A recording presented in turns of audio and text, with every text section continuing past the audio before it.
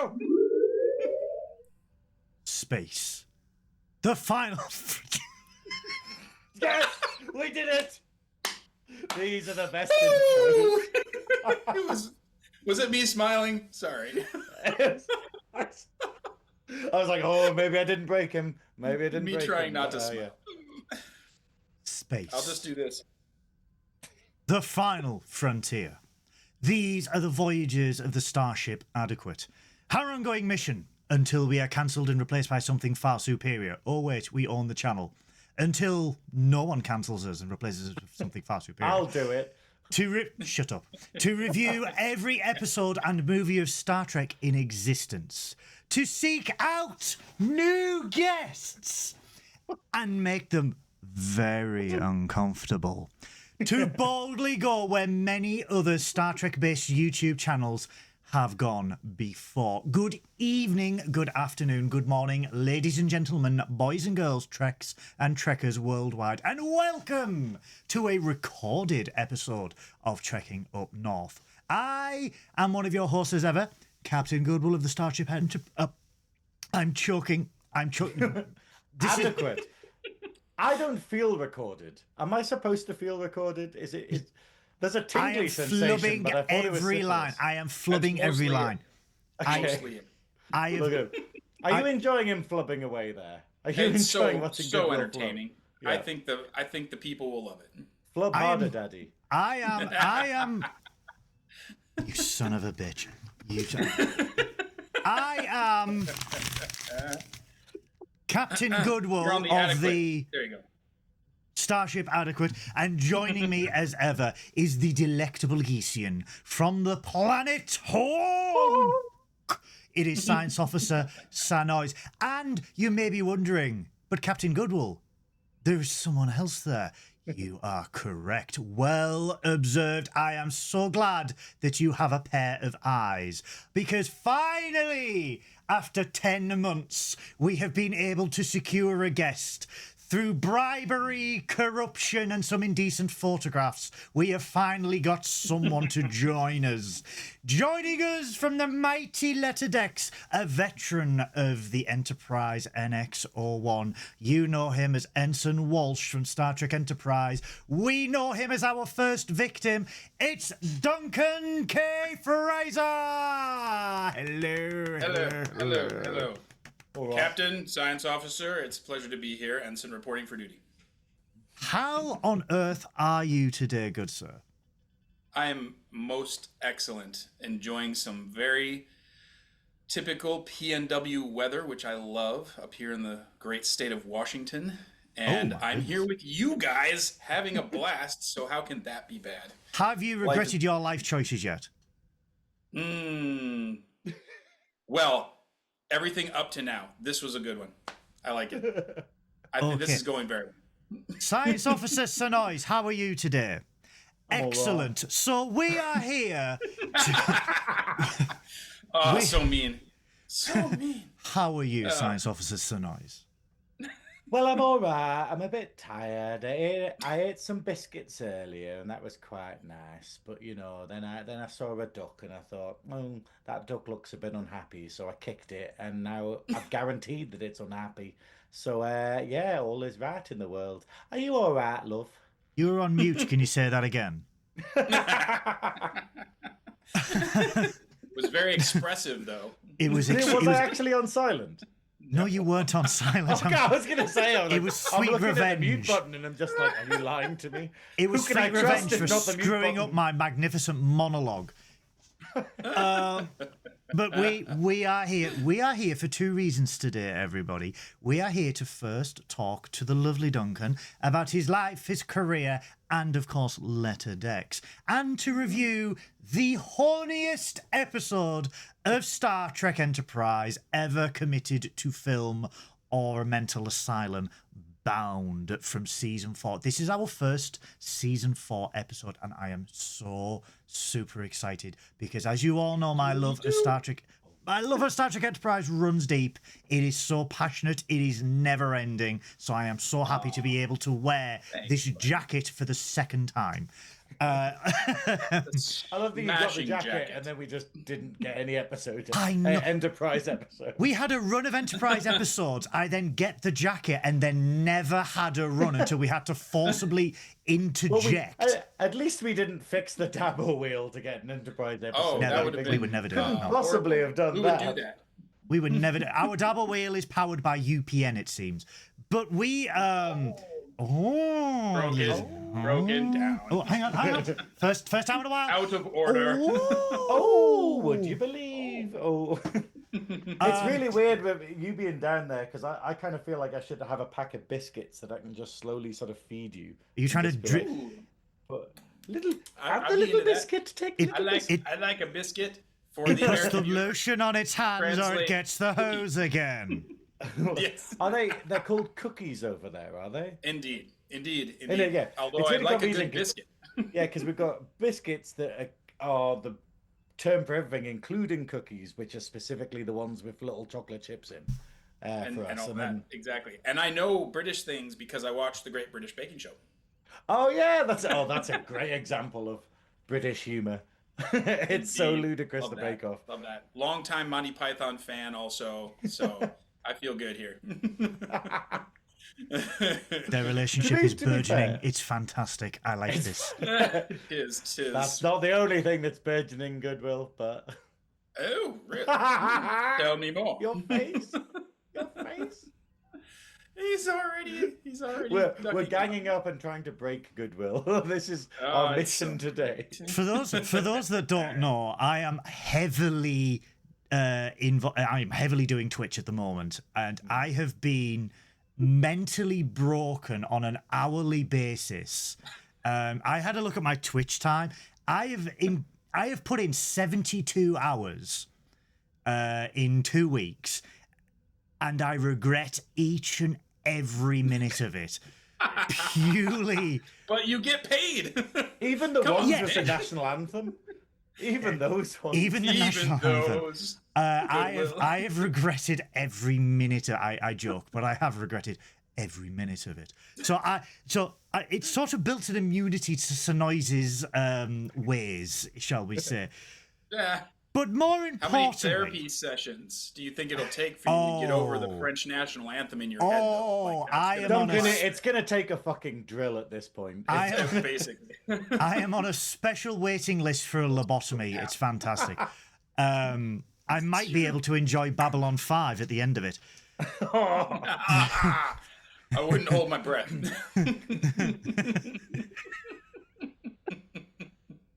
I mean, We are so I'm sorry. horrible my to Babylon bad. 5 My on bad. the show, but How did this last 6 seasons? But we are here to talk about Duncan first because Duncan K. Fraser is a fantastic background actor, and as you all know, on Trekkin Up North, we love the background actors because they build the world in what we. They build the world in which we love, we watch, we inhabit, and we have such huge respect for the background actors in these shows. As you know, we have got the mighty Canadian shed that is David Jones, that has been in Star Trek Strange New Worlds, Starfleet Academy, and unfortunately, Section 31.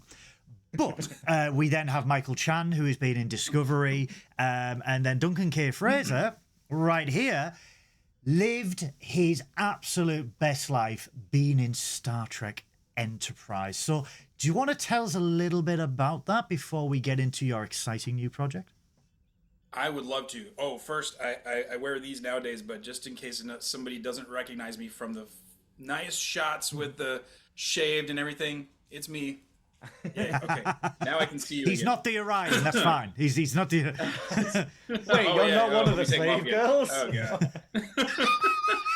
Yeah. It's so weird seeing your skin this color. Your dance moves were incredible. Well done. No wonder you got into the NX-01 though. Like, I like him. But can he realign the dilithium crystals? No, but he can twerk like no one else. He's in. That's what we should do with a Tight. guest. Literally just Tight. pretend they're a different character. Just kind of for the whole thing. I'd be game, guys. We can do it straight this time, but let's build that. I Let's never build that do shit. it straight.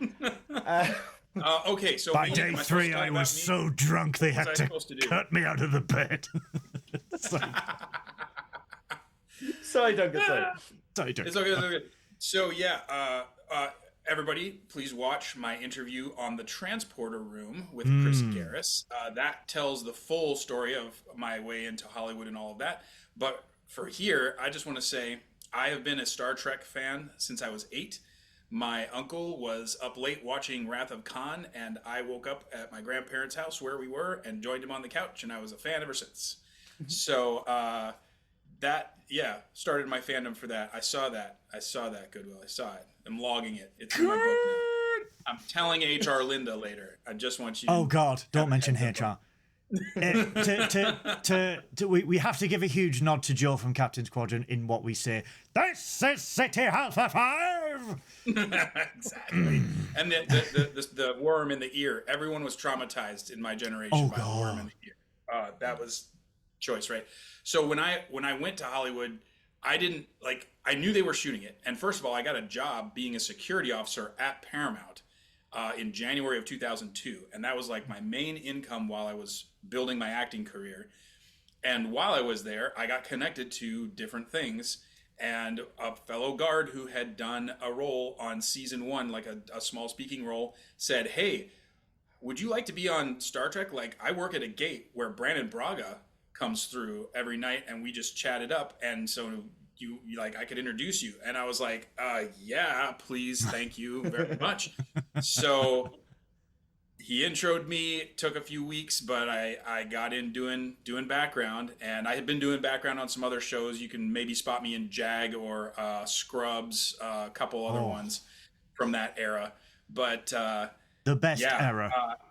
It was, yeah, right. It was great, and I was grateful being there. Every day I was on set, I had to be like, okay, be cool, man, be cool. Don't freak out. Don't act like a fan. They're gonna kick you out.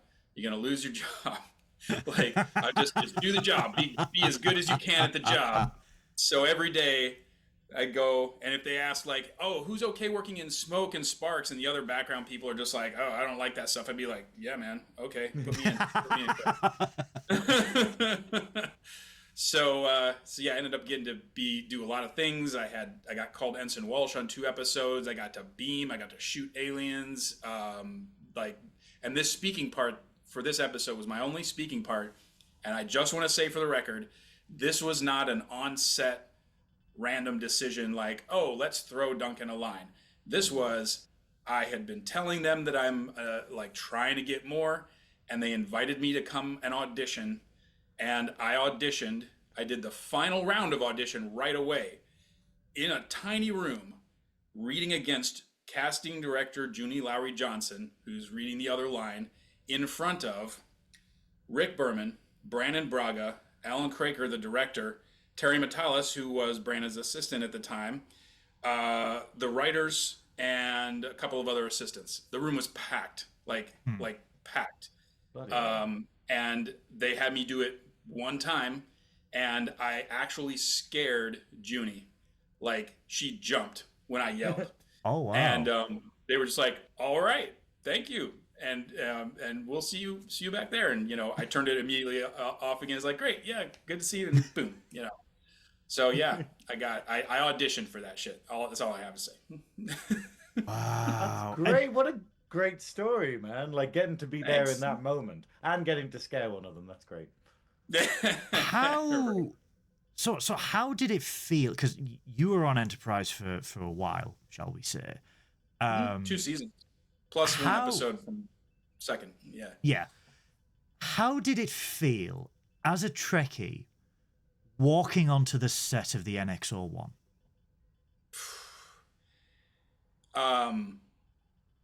So I had already worked in Hollywood and seen how the magic was made. I'd seen sets. Yeah. Different shows, right? Yeah. But so I was all in my head about, okay, it's probably the screens are all going to be green and they'll fill it in later. And there's going to be a light grid. And so don't look up because that'll break the magic and stuff. Yeah. Like, there's just, and to my right will be an open thing and you just have to ignore that. Okay. Here's how it actually went.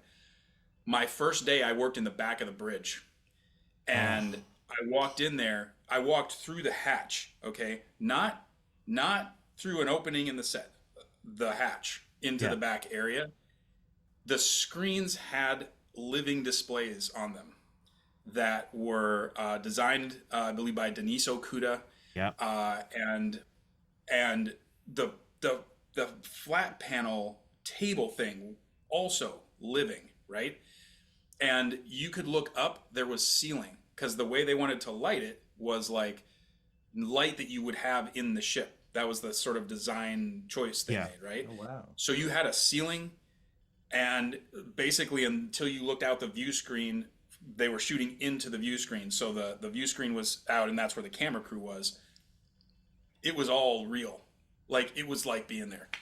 It was like being there. The only thing missing was the hum of the engines. Oh. But it was insane. It was so cool. It was so cool, and it made it so easy to act, right? Because like I started deciding, oh, this button does this, and I'm like, thinking in my head, here's how I'd be working or whatever, just making stuff up. But it was amazing. It was That's amazing. great because you wonder about that. You wonder how, if you don't have a decent set, then how do you get into character for it? Because, like, obviously, Hmm. you have stuff like how they did the Star Wars prequels, where it was just Oh mostly a yeah. green screen with some boxes, and you're like, how are you meant to know what's going on? And at Yeah. a horror convention I was at the weekend, it had a Q&A with Ted Raimi from obviously Evil Dead and Yeah. like Sam Raimi's brother. Um, Hmm. and he just said that like one of the best acting experiences he ever had was doing like a motion capture for a video game, but where there was no set or anything, and there was no costumes or makeup or any or whatnot, because it was all for video games. And yet he thought, I was just like, how do you act like that? Like how do you act without that? Like without that. But then yeah, it must have been great for you, sort of being able to be like, oh, I feel like I'm actually a crewman. Like, Yeah. you know. Yeah.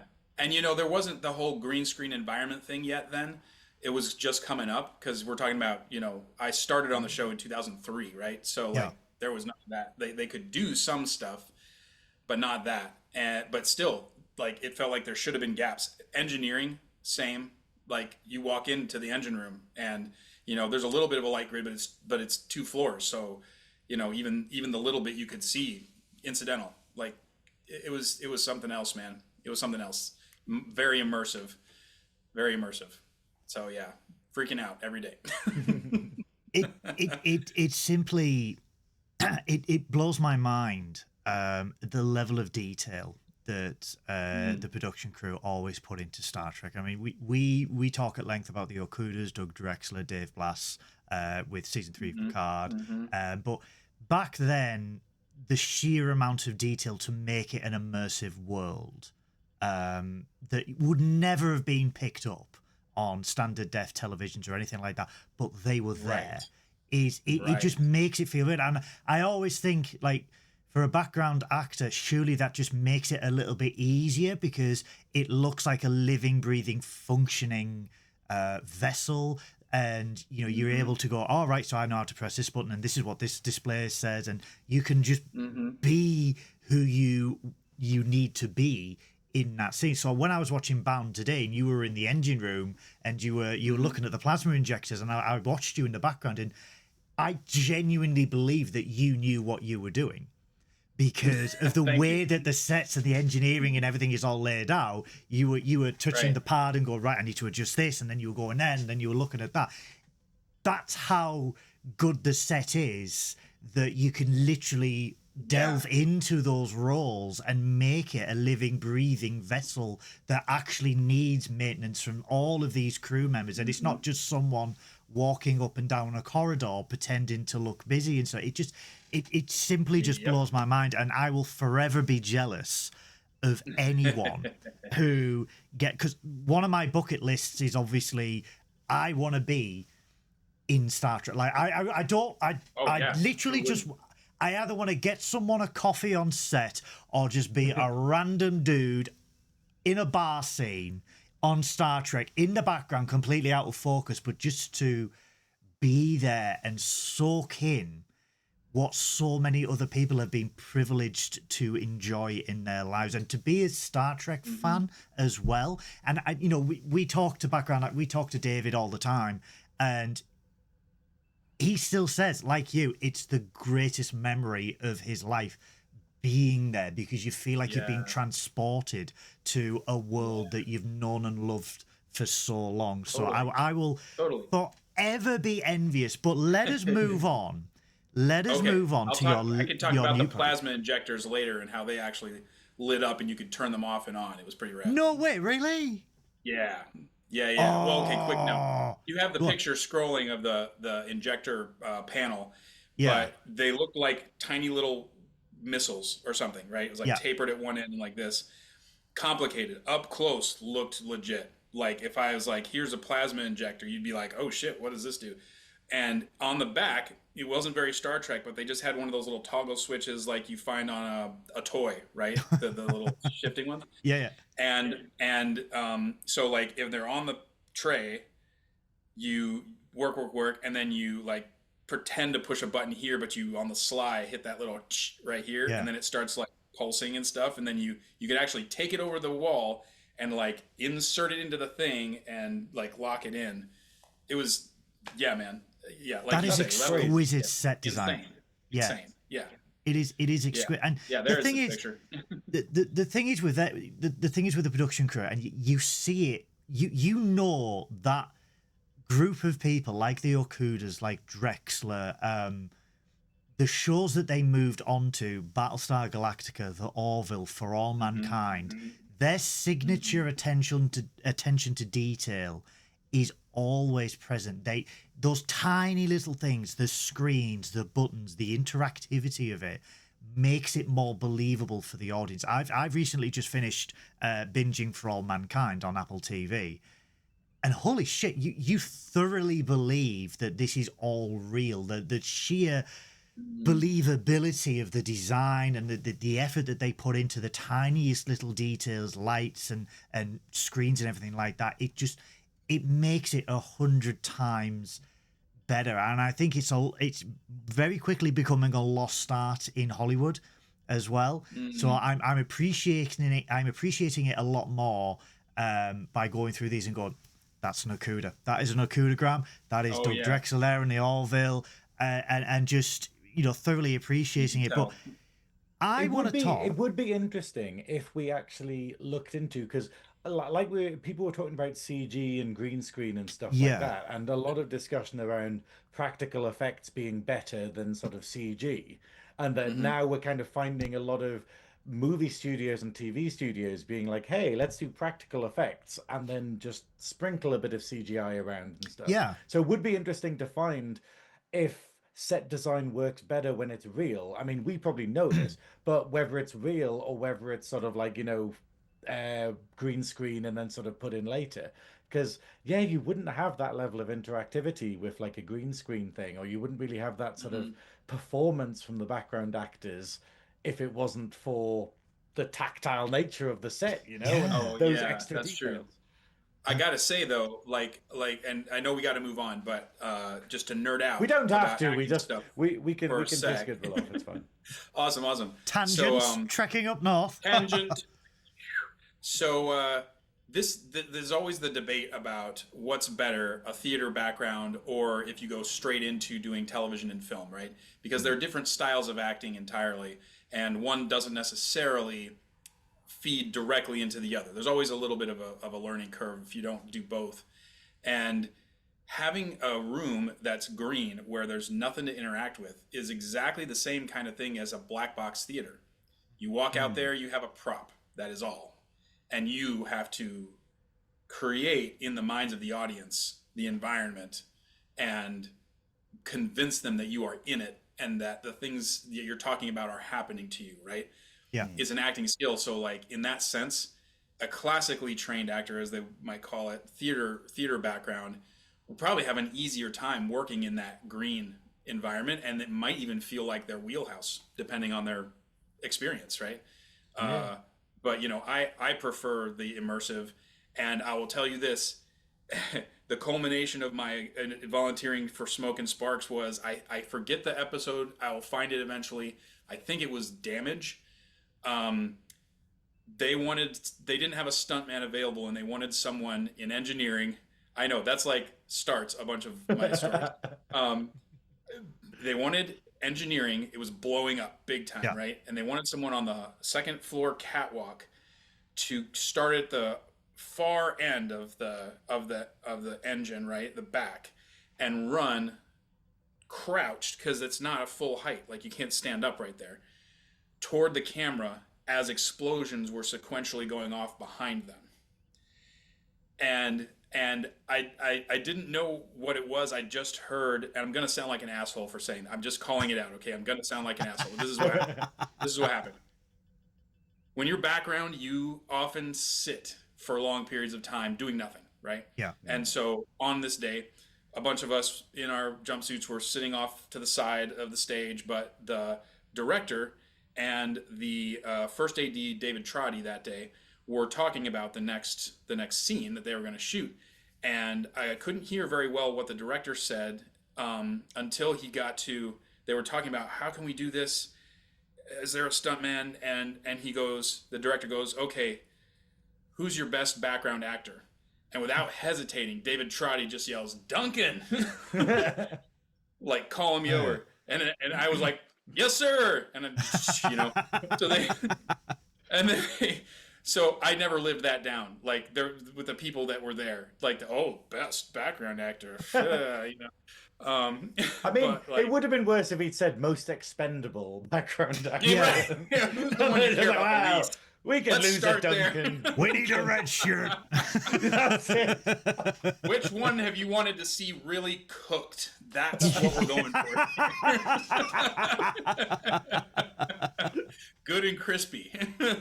Ooh. So That's amazing. he explained it to me, and I was just like, yeah, that sounds cool. Yeah, I can run in a crouch. Let's do this.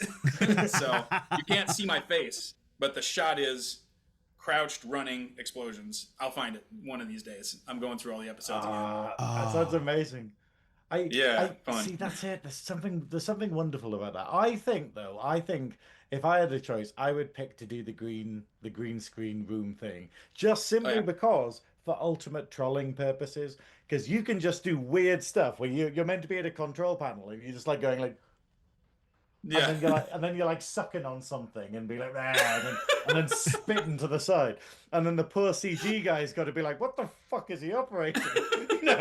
All right, got so to we're make putting this the hamster control water panel. bottle right here. Yeah, he's just like, we'll put the trumpet, the trumpet like bit of it that you have to blow into or something.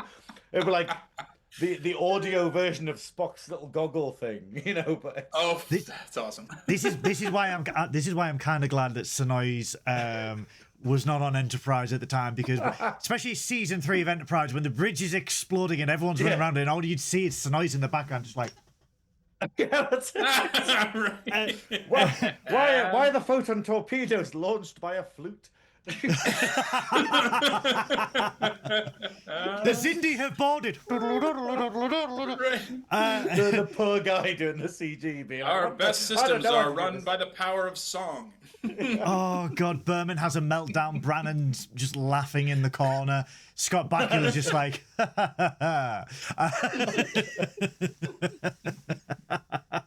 Yeah, I would have got Enterprise ended by season 2. That would have been my legacy. my input to Star Trek. Right. Some studio executive is watching this go down on the dailies, and they're just like, "The fuck is this shit? Cancel them. How much Just we spending on hidden this? messages. Hidden messages all the way Moving through on. the episode that no one picks up until 20 years later when it's upscaled to 1080p, and they're just like, why does it say honk on that panel? What's he doing? I will confess, I would be a nightmare. So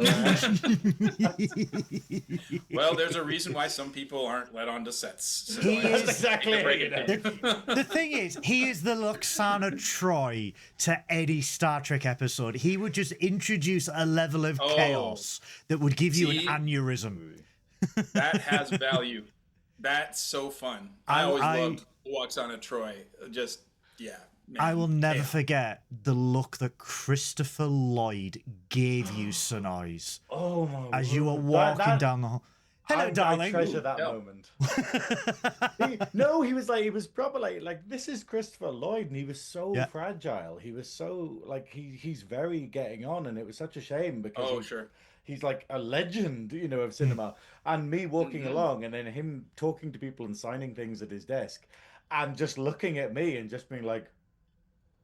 Giving me this kind of like, wow, that's really nice. And it's just like, Jesus Christ, that's Christopher Lloyd, and I'm just in a dress. Right. It's probably like, he doesn't see new things very often. This I have not seen. I think that was the thing. There was loads of people just being like, what the hell is this? And also, what the hell is this doing at a Star Trek convention? I And I'm think just what we like, should do- even I don't know. I think what we should do next year, Synoiz, is we get you a wig and then you just walk into like the vendor room, just go, I'm looking for Jean-Luc, and just asking everybody, have you seen Jean-Luc? I do think I need to do a Luxana Troy cosplay for one of the days, because we talked about some of the looks that I'm going to be doing. I can't just do drag. I've got to make an effort to do some cosplay, I think. I need a All right. car Well, with you a know more what? powerful air conditioning unit as well, as compared to the last time. Or get it rooms at the Rio. Like when You we won't went this find a past room at time- the Rio. When we went this past time, we were at the because we got added to the docket late, like real late, like a 2 months before the thing. Right? Oh, damn. So there were no rooms, of course, at the Rio, but there were rooms across the street. What is that? Gold Rush, Gold Nugget, something like that. Oh, yeah. Anyway, it was across the street, but it was I'm going to still, sleep at that it pancake was place. Still, it was like a hike, like for real, from my room, because I had my watch on, from my room to the convention space entrance was like a full mile walk. Yeah. And like the space between the properties was not that long, but you have to go from the room through their casino, out across the street, through that whole casino, and to the end of the freaking longest hallway ever to get to the convention space. So I'm gonna try. I'm gonna try to get a room there somehow.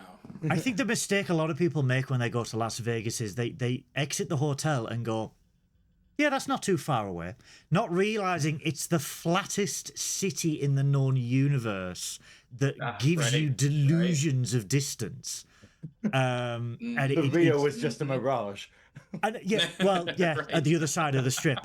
And I remember, I think Graham messaged me one day. I was doing we finished STLV and we were doing our own things for one day, and he messaged me and he was like, I've walked 17 miles. He was like, and I was like, did you look at that and go, you could walk it? And you were like, I did.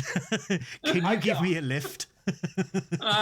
It was so. Oh, man, I think that's I walked harsh. the whole strip. It was ludicrous. Yeah, 'cause I was you like, did. I found in I found a costume? lot of shops. No, it was in normal, but it was just the most Okay. ludicrous thing in the entire world, because you walk so far and then you're like, oh God, the sun, and then you get into a building and you're just like, oh well, I'm fine, and then you walk along a bit and then you die slowly, and then it was like, Right. So I was fully cooked by the time I got to the end of the strip. I think, bet. but it's Well, Jeez, man. wham.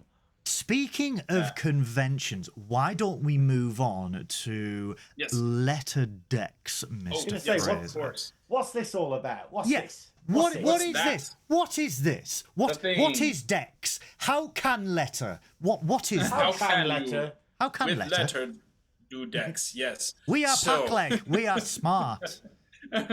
Smart. Like decks, like letters. We do podcast. We're smart. We make podcasts go. We are like Oh, well, we are the 50 Packleg of. minutes into this. and we I'm haven't sorry, got I'm to the changing our episode. slogan to the Packleds of podcasts. I think that's what we need to be. We make podcasts. We go. make podcasts go. you know. I dare you all to dress up like Packlets if you get that episode or one of the episodes. Yes. Dare you? We I need dare no. you. We need to do Donald Trump packleds. No, You we know, don't. just for No, like- we don't. Unless we do it after we've been accurate. to STLV, Yeah. then it's fine. Let us get our visas first, then we can do it, okay? He is in the background. So- No fly list. No. What do you mean grounded? Exactly. Awesome. Well, letter decks. So it's we are a consortium, a cohort of actors who played the smaller characters on Enterprise, and 6 of us.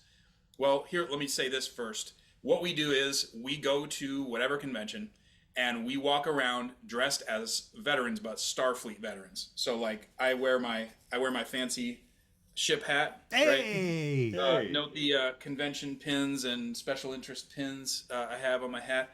And we walk around as veterans, find people who are in Star Trek cosplay, any Star Trek, doesn't matter. Bonus if it's our show, but any, and just are like, hey, great cosplay, can we get a picture with you? And then they're like, we're like, oh, we're cosplaying too, but kind of as our own characters because we were on Enterprise, and that like flips things, right? But then we chat them up and invite them to come to like wherever we're having dinner for like an informal panel to hear us tell stories about being on the ship, kind of like war veterans would like sit around at a diner and bullshit about things that happened back in the war, right? And it's been a lot of fun. And we just started this March. What's today? 2025? Yeah. And did a few conventions, and then I was like, I want us to go. And meanwhile, like I'm recruiting because it was just me and Glenn Hambley, aka the Glendorian, awesome guy. And then I was like, okay, I've got at least 6 that I think I could take, maybe 7 to Las Vegas. But like, how do we get in? Like, how do we get passes? Like, what's the deal there? And I reached out to Larry Nemechek, who had me on Portal 47 before. And he told me Ryan T. Husk is the guy to contact. Here's his email address and tell him I sent you. And I did. Subject line, sent by Larry Nemechek, right? I mean, why tiptoe around it. And he loved the idea, and he invited us. He's like, yeah, I asked him if we could have free passes. That's all I asked for, and I told him what we did. And he's like, yeah, you can have free passes if you do a panel. And I'm like, twist my arm, why don't you? Oh, no. Really? Not a panel. Shucks. How could we do that much work at a fun thing? Free and we get attention? I mean, right. Well, I mean, we still had to pay our travel expenses or whatever. But 6 of us, I took a team of 6 of us there, and it was the most amazing thing ever. And so we're in the zeitgeist, a transporter room again, interviewed the 6 of us that were on the panel, which was moderated by Larry Nemechek, by the way. So that was just like totally great full circle stuff.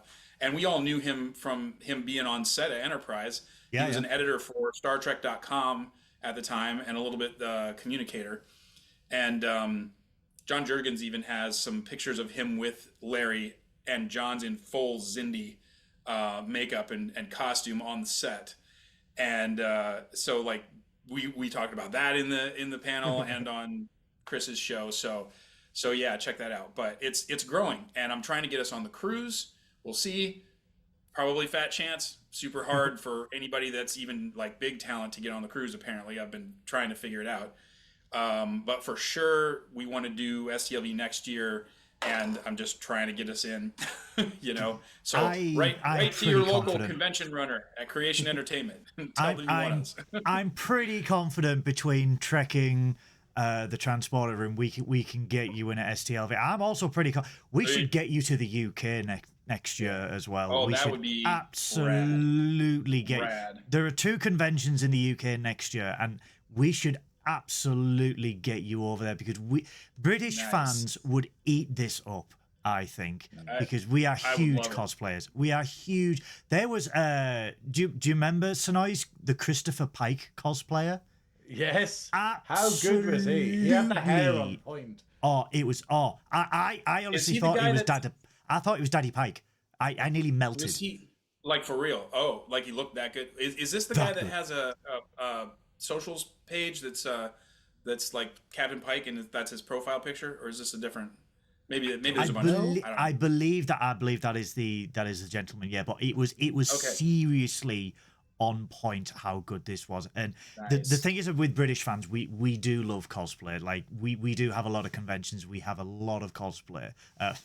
Love it. But Love with Yeah. there are 2 conventions next year. There is the Warp 2 convention at Heathrow Airport, and then there is Destination, a Star Trek, unofficial Star Trek convention in Blackpool. Right. And if you mind entering Blackpool, it is a really, really good convention. And I think Leatherdex would be eaten up there. I really do. I would love that. I would love that. And you know, we would be talking to Memory Alpha, Thomas Lucow. Yes. I've been in touch with him from the beginning of this, just to be like, hey, you know, we're doing this thing, FYI, are you still managing the page, etc. He said, yeah. He's actually put entries about Leatherdex on our profiles in Memory Alpha now. So that's fun. He told me, though, that he talked to a couple of the convention runners around there and basically said the same thing. So if the same people hear from different angles, hey, these Leatherdex people need to be at your convention, then, you know, let's do it. And Henry Farnham, by the way, who I pointed out in Bound, in one of the shots I sent you, he lives in Portugal. So, like, it would be super easy for him to go. We've got another person that's trying to get Italian citizenship. So we might actually even just have a presence in the EU at, you know, pretty soon that could just, like, go to stuff. I think I need to start a movement here. I think not that type of movement, Synoiz. Is that just the way you're sitting? No. Okay. And we know why you're selling yours for Vegas. That is a really obscure in-joke that we had on WhatsApp earlier. That is a really obscure 20-minute all-in and joke. it was still funny. Yeah. The velvet nappy. But the...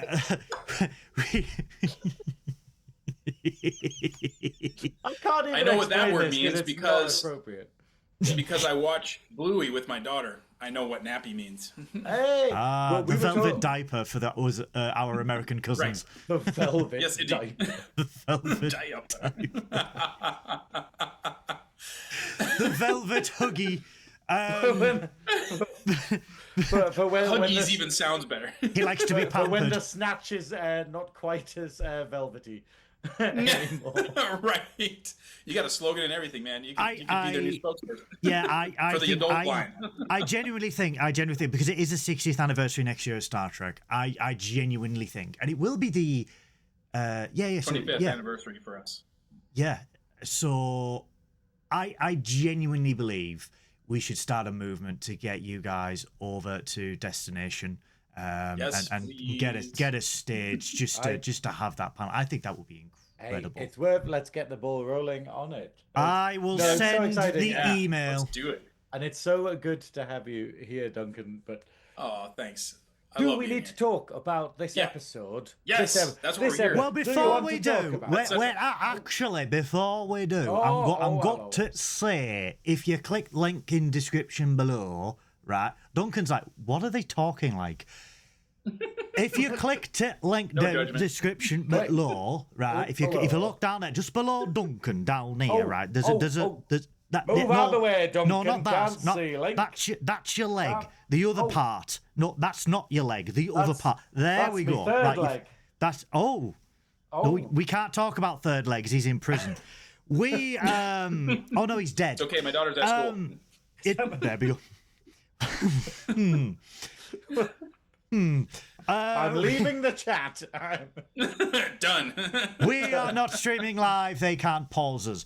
There is a link down to the Letterdex website that you can subscribe to their newsletter and find out where they are going to be appearing next. But please, if you are attending STLV next year with Trekkin Up North, please come and say hello to Letterdex and just immerse yourself, because they are truly wonderful people. I've seen the photos from the panels. I have seen their interviews, and it is wonderful that background actors are getting the recognition they so rightly deserve. And I have been encouraging the mighty Canadian shed that is David to turn up at STLV in full, if he can, full Jagol cosplay, and just be like, very much like Duncan, very much like the rest of the Letterdex, a veteran of Starfleet, a veteran of the Battle of the Moon of Jagal, and I think that would be absolutely incredible.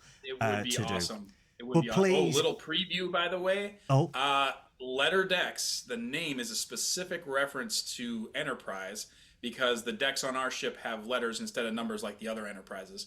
And of course, lower decks, you know.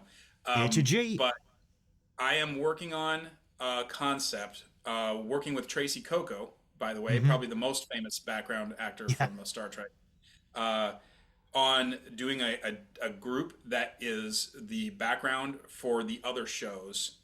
And I'm kind of like workshopping a name right now. But we definitely want to do that. Tracy, I connected with her because I knew who she was at the convention because I just wanted to meet her. And I went up to her table and I was just like, so great to meet you. I'm Duncan. I told her who I was, what we were doing there. And I'm like, I don't know what this means, but I feel like you should be our den mother.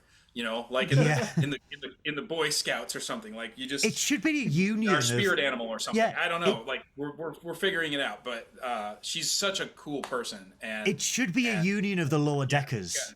It should be that, exactly. you've got the Enterprise lower deckers, you've got the TNG ones, you've got DS9, you have like the new Trek. So like even David could be like part of the union of the lower deckers, where he's just like, I was just sent out to Jagal. I was a soldier for some reason, and he's like, I studied botany. What am I doing firing a phaser at a Klingon? Right. Something like that.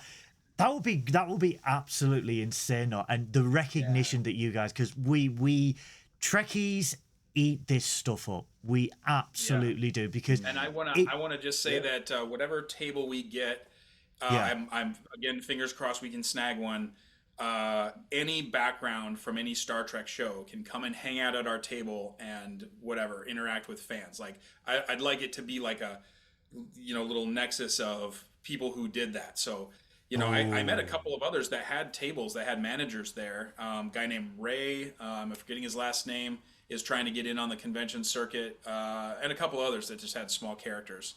But that would be great. Like, just, let's all come together. That's what Star Trek's about. It'd be great. Let us bring everybody together. But Synoiz is right. We need to talk. Oh, yes. Finally, we have got a season 4 episode of Star Trek Enterprise in Trekkin Up North. I have waited nearly 3 years for this. Nearly 3 years. I'm so excited because a lot of people know that season 4 of Enterprise is my favorite season of Star Trek Enterprise. It's where Manny Koto was fully at the helm. It was really finding its own feet. It was beautifully directed and choreographed, and the cinematography was fantastic. I absolutely love it. But we need to review Bound. Widely regarded as the horniest episode of season 4 of Star Trek Enterprise, for obvious reasons. Just the facts. Just the facts. This is a really interesting episode because this introduces... The one thing I love about season 4 of Star Trek Enterprise is it was not afraid to get into the lore of Star Trek and really reinvent it, explain it in a way that made sense, and go like, oh, hey, these aliens that you've known for the last 30, 40 years? Well, this is why they're like that. Do you know why the Klingons had smooth foreheads in the original series? This is why. And it was fantastic, and I loved it so much. And this is one of these episodes. So this episode, we encounter a Orion captain who basically said, there he is, right there. An Orion captain that says he has found a planet that's got it's got minerals, and he needs Starfleet's help to extract it. So he wants to do a deal, yada yada yada. But it's when the intro to this episode, where the Enterprise is on its way to a planet to charter it for a possible starbase, they encounter the Orions, and the scars of season 3 and before are absolutely relevant, where they encounter this vessel, the weapons are raised, and they immediately go to tactical alert, and Archer is on full alert, and he knows that this could potentially be another hostile species. And it was a dramatic departure from season 1 Archer, who was very what's the word? Very Gullible. Maybe. gullible. No, just like- he interested, Innocent. Very interested, pure innocent, intentions. and just wanted to learn and naive, maybe. naive. Oh, yeah, I would naive. say, Yeah, yeah. I Space would say naive. that. Yeah, but they de-escalate the situation, and like I said, they beam aboard the ship, and we get introduced to the Orion girls. I won't say the S word a lot more, just in case YouTube starts to have a hissy fit. But yeah, it was just, it was not something. We've had Orions since the original series. Quite literally, I think from the cage we had Orions. Yeah. Am I correct? Yeah. So, That's the first appearance of them is in the pilot, which is crazy. So we had them since the very beginning, and we see that in order to carry out this trade deal, in order to show faith, he hands over these Orion girls to Captain Archer, and basically says they are your property. And obviously, with the human values being evolved as they are in this time period, he doesn't see them as property. They beam aboard. They don't beam aboard, but they come aboard with the crew, and shenanigans happen because we finally get into a bit of Orion lore, and everyone just gets mega horny on this episode. And I rewatch it. I haven't seen Enterprise for a couple of years since doing Trekkin. What I would normally do, I would do like a full marathon, but since doing Trekkin Up North, I haven't really sat and had a good binge. And watching this episode, I was like, wow, yeah, they really get into the details of the Orions as an alien species and why they are like they are. And, the fact that the Orion girls emit such strong pheromones that they have such a primeval reaction to human males. And it just essentially turns them into these cavemen, if you will. Like they've got the IQ of people who paint flags on roundabouts at this point, and that's an in joke for the British people. But Archer's raising a flag. But it just, I found it really interesting because it sort of highlights an issue that we don't really see in Star Trek at this point. That, hey, this is a deep space vessel with a male to female ratio, but they're all officers, and obviously it's treated like a naval ship where fraternization is not really encouraged because you're in a confined space. There's only 80 of you, and it deals with, hey, these are sailors that have been at sea for a long time. They are lonely, so 3 females come aboard and all the men go crazy. And that's what you think at first with this episode, where you see Malcolm Reed and Mayweather in the gym, and they're just like, I can't get them out of my head, and it's just like weightlifting, trying to like burn them out of their head and stuff like that. And you're like, yeah, I kind of see that. It's like and don't take this the wrong way, folks. It is seamen that have been away for a long time. I said nothing. Pent up, you might say. I have no problem with semen. Unexpressed. Unexpressed semen. Yeah. Indeed. I've had many a problem with an unexpressed semen, if I'm perfectly honest. But enough about Berlin. I'm sorry to hear that. Actually, Scarborough. I'm so sorry. Are you going to Scarborough Fair? No. But it's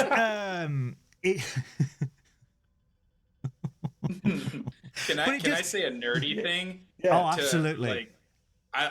So something that struck me about this, even the first time I watched it back in the day. Yeah. Not only are they getting into deep like Orion kind of lore, but they throw this little curveball gem at you when they're having the cocktails. Like, this is from the Gorn hegemony. Yeah. Hegemony. I didn't even know that word. Very cool. Someone pulled a dictionary out for that one. But just the idea that the Gorn, who pretty much we only knew from the original series, right? Yeah. As, just from that one brute, apparently has trade with other species and other planets. And that takes intellect, and it takes space travel. And then they're distilling this liquor, which takes patience and technology and time and stuff. Is like, that was like, The Gorn do that? Like, And what's going then on? that little throwaway line has informed the lore that we get now in things like Strange New Worlds, where they've gone like, Yep. hey, because of that, the Gorn are more like, and you just go, because of the influence of this episode, we probably wouldn't be having the Gorn as fleshed out and cool as they are in Yeah, Strange maybe New not. Worlds or Yeah. Lower Decks, technically. But it's the same with the Yeah. Orions. Without this episode of Yeah. Enterprise, Lower Decks Oh wouldn't yeah. be what it has been when you think about it. Even Discovery, Yeah. when in the 32nd century, wouldn't be as it was, where they had a female Orion leader. This episode really changed the direction of the Orion people as as a species in Trek canon.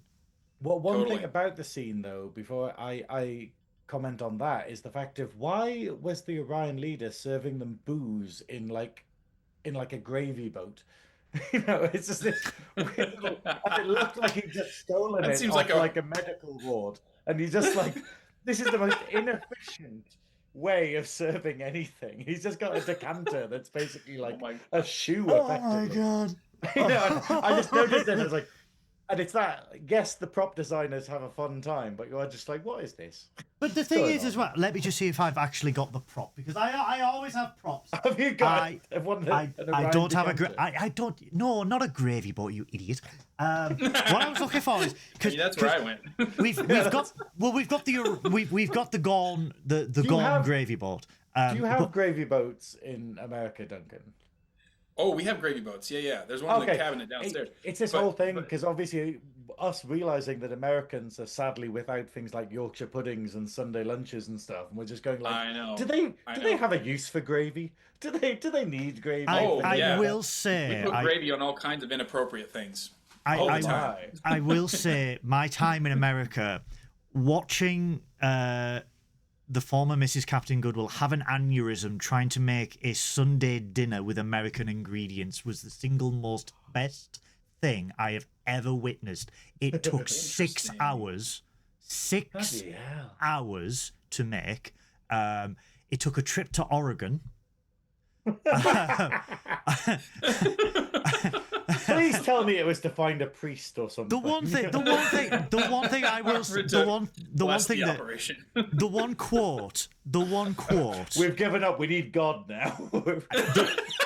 The only thing that's going to make this lunch come together is a miracle. The one quote. Get one I that's will- got holy water. Fetch the priest!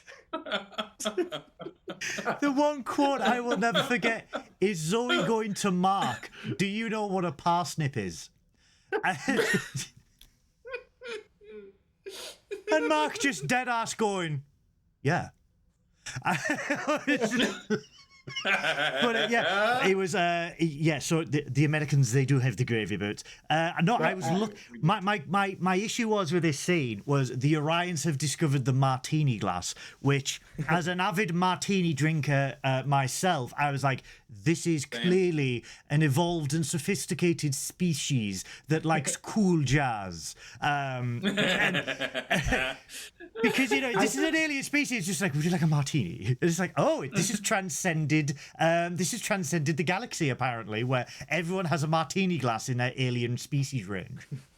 But right, exactly. I think though that the most important thing about this episode, and with the Orion girls in particular, is obviously this is Enterprise fixing a wrong that's existed Yes. in Star Trek lore for a very long time, which is the idea of these are the S-word girls Yes.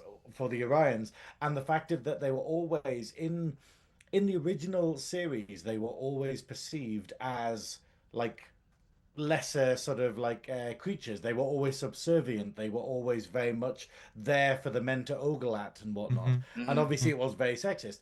And it's really interesting, especially this episode, how it totally flips it. Like, there is Yeah, I never, love that. ever a scene in this entire episode. And obviously, someone's going to look at it and go, like, oh, look, they're like pretty women who are wearing nothing. And they're like, sort of, and, they're acting sexy and stuff. But there isn't a single scene where they are not the ones in power. Every yeah. single moment that they're walking down a corridor, they are fully in control of the situation. They are fully manipulating everything around them. And it's so clever, kind of going, no, these these women are choosing to be like this because it sets people off ease. Yeah, It it's allows them to conquer other races with this sort of right, like with right. sex, with pheromones, with Yeah, and it's brilliant. Like even when they're sort of in the brig, it still feels like they're the ones in power, and they are. Yeah. They right. manage to get themselves free out of the brig purely by being like themselves, and it's wonderful that it does this, where it kind of goes, hey, we took a problematic thing and we flipped it round to actually go, hey, this is a pretty Hmm. empowering thing. And That was a then great we, choice. That was a yeah, great Yeah. choice, especially since it was a moment where you're establishing the full lore, right? Yeah. Like there was an opportunity here to make it something different, and we got so much good stuff out of it that you mentioned before. But yeah, I definitely loved that whole flip yeah, because it wasn't what you were expecting. And absolutely right, they were in charge the whole time. It makes me ask more questions, like, oh man, what kind of conversations did they have? Like, what is their life on the Orion ship like on a day to day? What do they have this guy doing? yeah. Like, oh, we're bored today. We want Harad Sar to carry all of our dishes in his teeth and crawl on all fours to our quarters to deliver it. And he better not spill a drop or else. Sorry, But this is I the just had thing, a and flashback to Twitch there. I do apologize. Right. oh, look, It quick, should. Duncan, play the national anthem. If that doesn't make sense to you, you need to Oh, what? join. You need to join Goodwill on Twitch. What I absolutely love about that is it's deliberately the French national anthem, but people are convinced it's the British national anthem. I made that mistake when I saw it first because, for one, ignorant Americans, sorry, we just are dumb sometimes. But also because when it goes in the chat, it says British national anthem. Like So I somebody flipped labeled it. it that. Yeah. So yeah, me. So I flipped it. Oh, When I okay. play Well, Red there- Dead Redemption, I play There you- the that right. American national anthem, but it's really the British national anthem. And the first time Chris did that, he went, okay, it's "You a whole son of a thing, bitch." got it. Yeah. So to get his revenge, Chris would play it, and he saw his Twitch bill the other day, and he's like, "I'm gonna stop this redeem," and I'm like, "Ha ha ha! I got you though, didn't I?" But yeah, But it's like that's the thing. sorry, go on. Oh, sorry.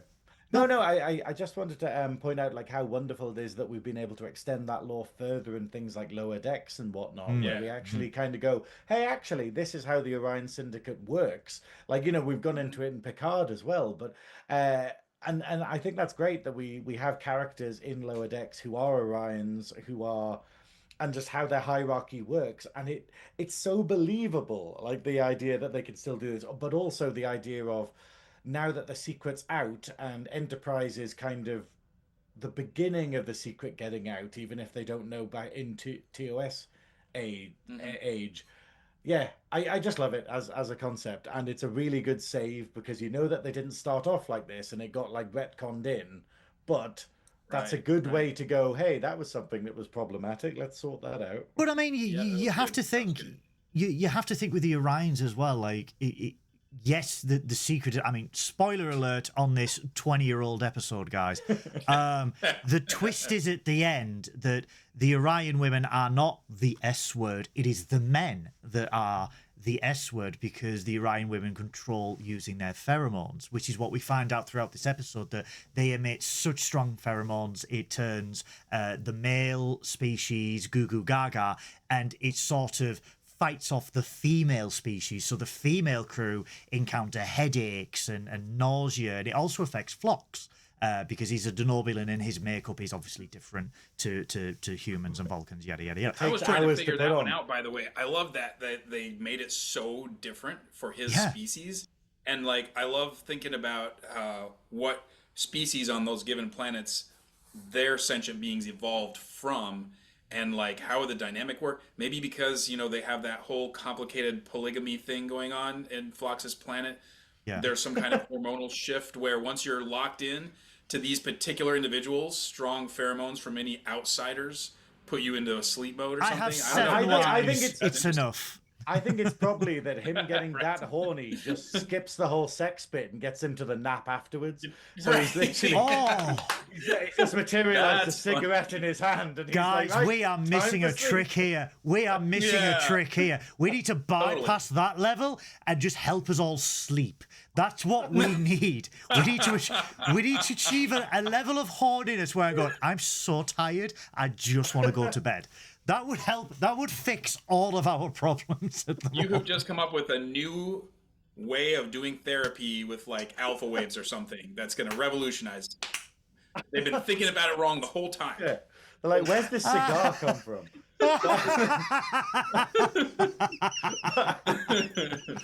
I do like it though that there is like different things. Although I have to say I was laughing during this episode because I was, you know, where you put yourself in that place, and the fact is obviously this is like Berman Trek, and it's a shame there's no like noticeably gay crew members because you wonder what one of them would have been like during the whole situation. Right, all the Orion girls and stuff, and all the men are under their spell, and then you just got That one would have guy been being very like, interesting. "Oh, you cheeky bitch, who do you think you are? Oh, get off the bridge, you raunchy cow!" But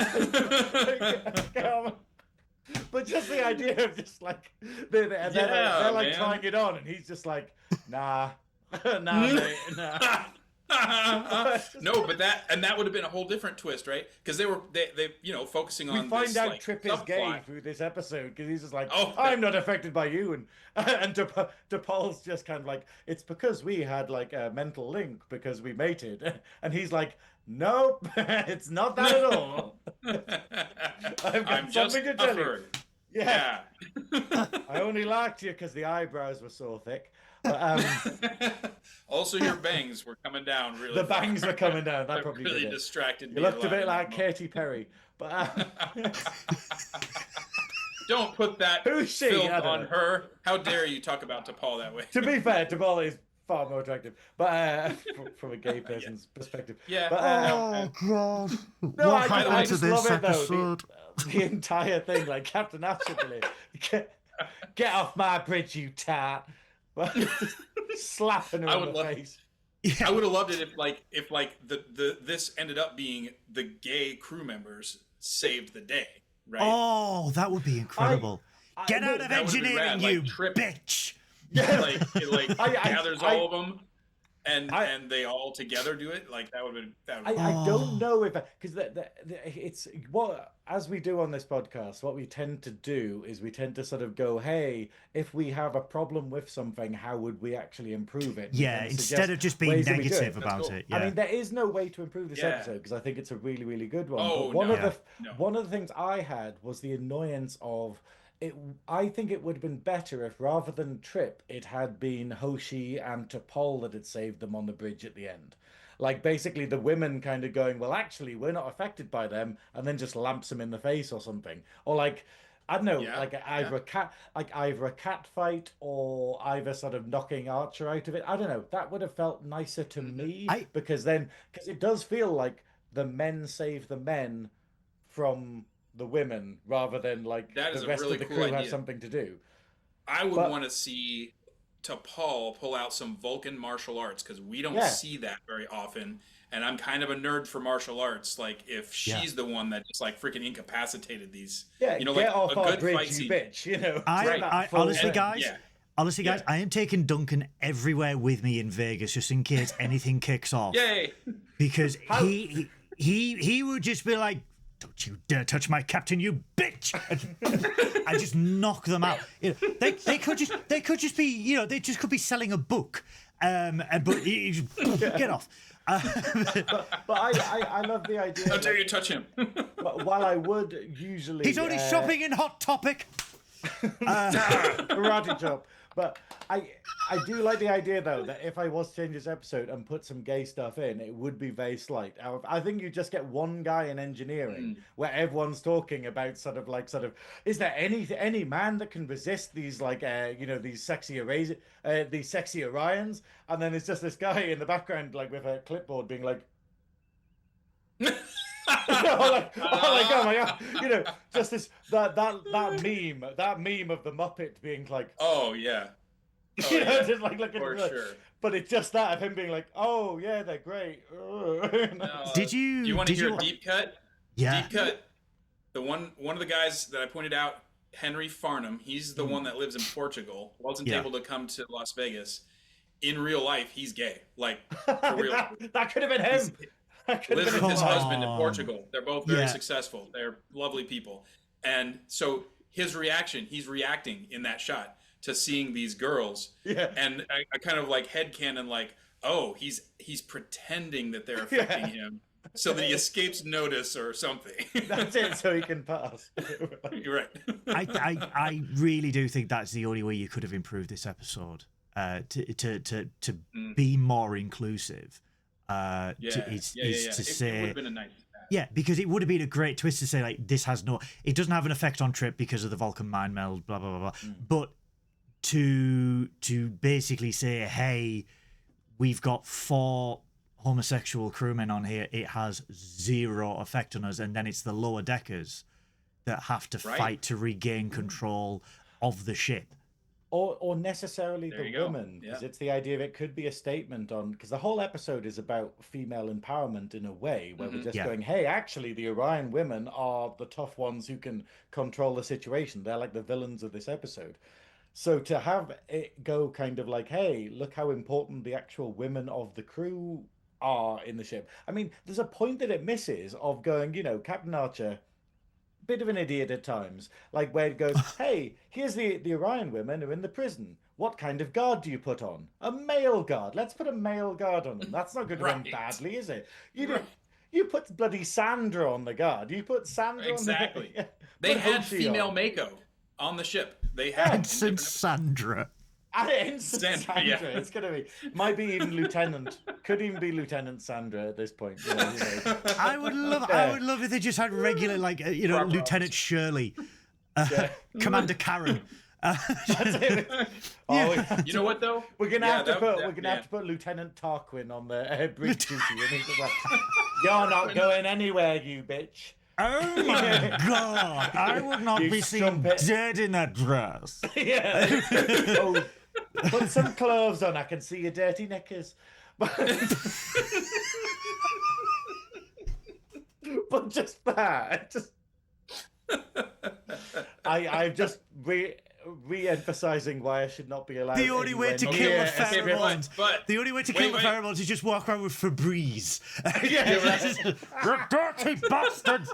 I couldn't even smell them. It was just getting a bit muggy in here. There's just lavender everywhere. What's going on? Listen, Synoiz, you need to do now a Stitch where there's scenes from this episode and you in uniform doing these lines, like cutting yourself in.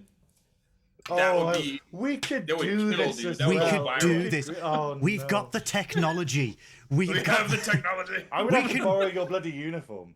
I'll borrow your Enterprise. Well, borrow the jacket. I'll bring the blue screen and the green screens. We can do Yes. this. Yes. The scene where yourself, Duncan, as Walsh is like having that fight and Trip's breaking it Right. up, and Synoiz is just sitting in the background, just going, "Boys," and just carries on working. Yeah. I'll be getting my phone out to take a video. Right. Space TikTok.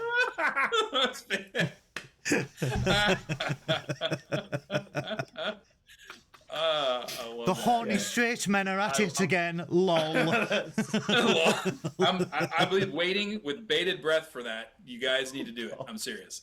You need to do it. I'm not We're gonna just kidding. get kicked out of the Star Trek community. They'll just be like, The thing is- Are you you've kidding? the ruined thing it for is, right. everyone. So the thing is, No, right, it could be. It could Sorry, be go an on. amuse bouche before the Oh, convention. the amuse bush. Animals. Yes. The amuse bush. An amuse bouche. The thing is, very, very much like season 3 of Picard, I think Synoiz would have ended the episode within 3 minutes. Like Miles O'Brien would have ended season 3 within like 3 episodes. Like as soon as the Orion walks into engineering, Synoiz is just like, "What are you doing? get out. This is a restricted area. And then executive producer Rick Byrne. Get away from that panel, whore. Jerry, Marcus, will you guard their quarters? Just keep them in. Get your hands off me warp coils. But They're not for you. oh, my plasma's been regulated. You struck it. These panels really work. Would you believe?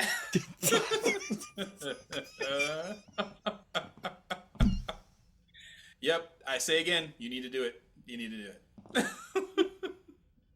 Sorry, I've derailed this whole thing. I really want to create a series now of how Synoiz would resolve a Star Trek episode as quickly as possible. I just think it would. Like the one last year, the one last week, what a little girl's made of, where you just walk in, shoot Corby, that's it. Twat. Oh man, You used to be Irish. That's it. Like Spock. When Spock's just listening to it, being like, I've never heard Dr. Kobe before. It's like you never heard him without an Irish accent. You mean? But I wanted to ask you, Duncan. Did you see the bridge scene where Trip's on the bridge and he's stunning the crew? Did you see Bakula full on headbutt his chair? No, I didn't catch that. So he gets stunned. He goes down, and then literally all you see is him go, and then just fall back, like full on headbutt the chair. I gotta see that again. That must have hurt. That must have. I felt it in my neck when he went down. I was like, damn, Scott. Right. Well, he was in good shape, so I could see him rebounding, but I wasn't there for that scene. It could have been acted, though. It must have been a thing. Yeah. Let's talk about you losing your cool in engineering, though, because we discussed this. We discussed this off air. Me and Duncan, because this was a fantastic scene. But let's discuss that fight, because you legitimately scared the shit out of me in that fight, because you snapped at that crewman, that poor crew. You pushed him so acting. That is a deep cut for anyone who knows. You thought I was asleep, didn't you? Acting. That is a really good scene. Sir Ian McKellen. Yes. Like, how did you do all the thing? It was acting, dear. Acting, dear. I love that you've got it where you've got Ian McKellen doing it. You've got Patrick Stewart in. Is it Family Guy where he's doing it? American Dad. Oh, yeah. Is it American Dad? Yeah. American. I love that. I was asleep. The greatest quote of there's two great quotes of Patrick Stewart in American Dad. Charlie, Charlie, Charlie, Charlie, Charlie. Listen to me. Charlie, Charlie. Just walking around cokehead. And then the other one is where the CIA invents the holodeck, but they don't call it that. And Stan goes, "Oh, it's like the holodeck from Star Trek." And Bullock goes, "What? Star Trek." And he goes, "Some of us spent the late 80s and early 90s having sex." It's just like Patrick Stewart did. And it's so lovely and tongue-in-cheek, because obviously Seth MacFarlane's a massive Trekkie and Patrick Stewart is Did you ever Whoopi Goldberg, did you ever hit that all the time?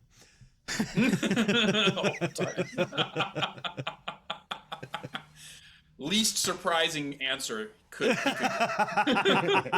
least surprising.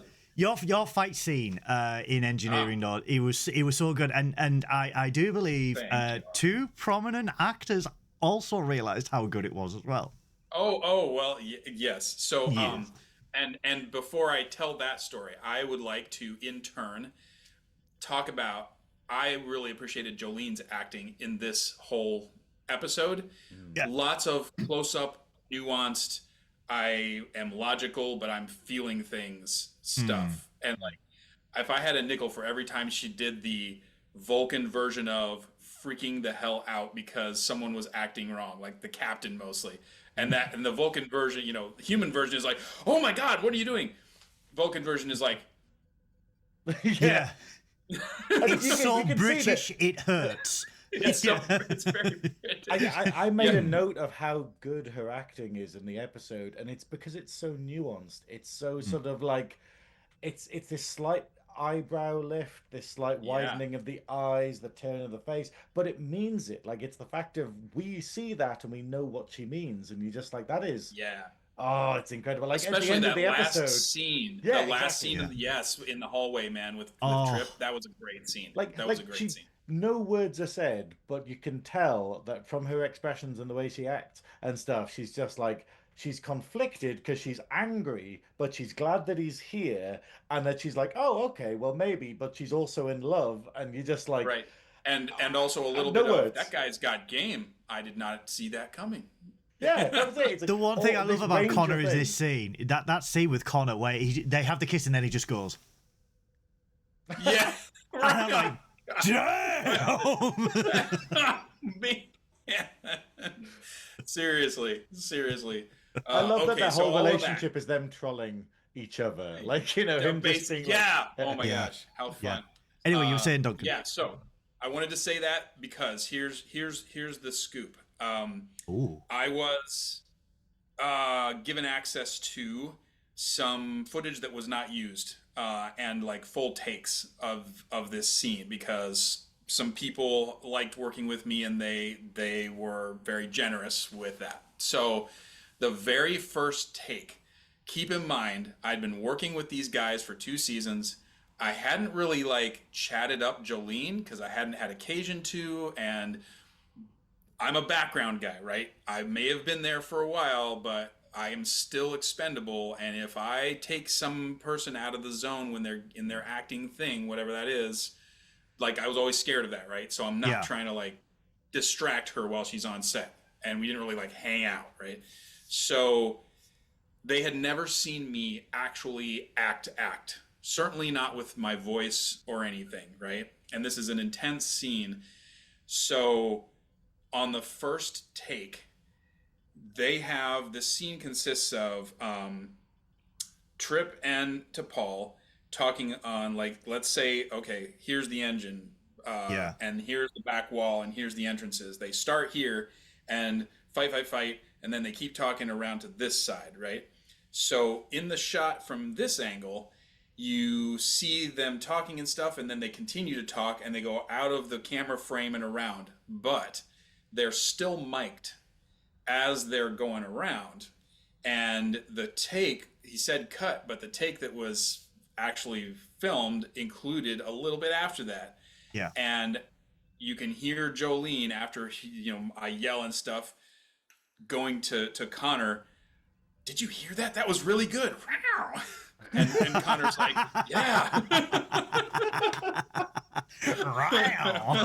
And they didn't say anything to me on the day. Like Connor might have come and been like, because I worked with him a lot, right? He might have been like, "Hey, great job today" or something. I don't remember, but like she didn't say anything to me, and that's fine. That's fine. We didn't have like that kind of relationship, but it was very like affirming to me to hear that later and know, okay, they actually thought it was good. Like knowing that your peers, the people who have bigger jobs than you, appreciate what you did was like very meaningful to me. So that was really cool. That was special. That's Simply amazing. fantastic. I love that. Yeah. I love the idea of doing that and then just be like, Jesus Christ. Right. So how did it feel when you got the orders? You got the orders from the writers to say, hey, you need to do this scene, and we need it in this way. How did you feel to have like? Because it's almost like this is like a center stage moment for this scene for you, where all the eyes are on you. I mean, yeah. So, well, I'd like to back up for just a second and just say that there were parts of this that I didn't expect, but made sense because of how the union contracts are set up to work, right? So there's very specific parameters, and I didn't have an agent at the time, and this was the lowest possible level of speaking part, right? Listed as co-star, don't get a real name, even though I was already Ensign Walsh in 2 different episodes. It was crewman number 2, and that's because there are rules about these things, right? But with those also come perks. For instance, there is a minimum amount. Up to 6 hours, I get paid at the time, it was $750. No matter if I worked for 5 minutes or a whole 6 hours, $750. Oh, right? And that was 2005 money, right? So So that's first thing. Other thing that I didn't realize that it would just happen surprised me at home. I'm just at home. I like hanging out. I get a knock at the door, and there's some random guy about my age, and he's like, "Are you Duncan Fraser?" I'm like, "Yeah." He's like, "All right, brought this for you. Please sign." It was the script, the whole script of the episode. Wow. Before I went there, I didn't know they were going to give me a script like sides because I'm just doing this one scene. But no, here's a whole script. I'm like, wow. Well, color me fancy. Like I like some guy like delivery service handing me a script. And he saw the look on my face that was just like, oh my god. And I still remember the look on his face. He's like, this is the best part of my job. Noob.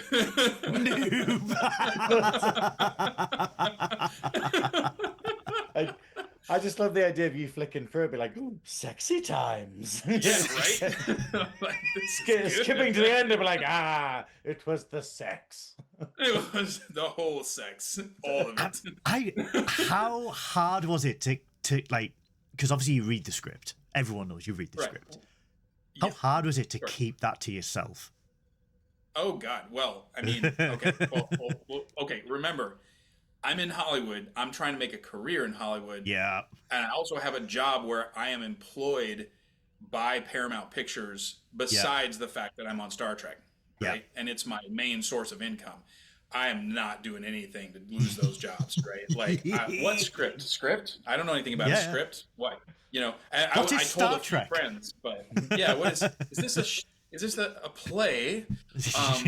I didn't hear about that one. So I'm like, I don't think I told a few close friends, oh my God, they brought me a script, like a whole thing. But like, it wasn't like I threw a party and like we all did round table or something, This is confidential information. And the other thing that surprised me was when I got there, I didn't think about that a trailer would be part of being a speaking actor. Now, mind you, we're not talking about the 20-foot, things that are pulled by a tractor trailer. Okay. We're talking about a little peanut that you could tow behind like a standard car and can't really stand all the way up in, right? But inside, they called them teardrop trailers. Yeah. Why am I thinking of a horse trailer? Why am I thinking? Like, no, even smaller than that. Like a horse trailer. A British house. Like, yes. But where are you going to put your horse? Maybe that's a British problem. I don't know. Oh. Well, I wasn't high Where enough. do I put Dobby? But, why am I thinking that Enterprise just had a horse crewman now? It's Ensign Nay. But he's not anthropomorphic at all. It's literally just a wild horse, and it just equestrian operations on G deck. Like, why are we doing this? Why did the Union make us take this? And he's just like, He's like, 5 people have been injured. 2 Lacar's panels are smashed. New lore previously unknown about the days on Star Trek. No, new law. No horses can work on this show. Right. Did you know horses. Doug Drexler had equestrian operations put on G-Deck? There was hair and everything. I've massively detracted from there. Sorry, back to you. Just galloping around the hangar deck. That's what this show's about. Tangents.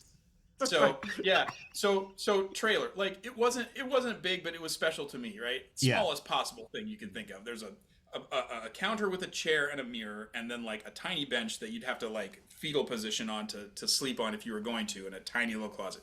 But it was cool, and it was like the other thing I didn't think about is who is going to be my stand-in, because you guys know how it works, but for anyone who doesn't, a stand-in is someone who pretty much matches the height and coloration of whoever the main actor is, and then they put that person in the spot to do the blocking while the actor's in their trailer. So they set up lights and camera and stuff so the actor doesn't get burnt out being on set and they can run their lines or whatever.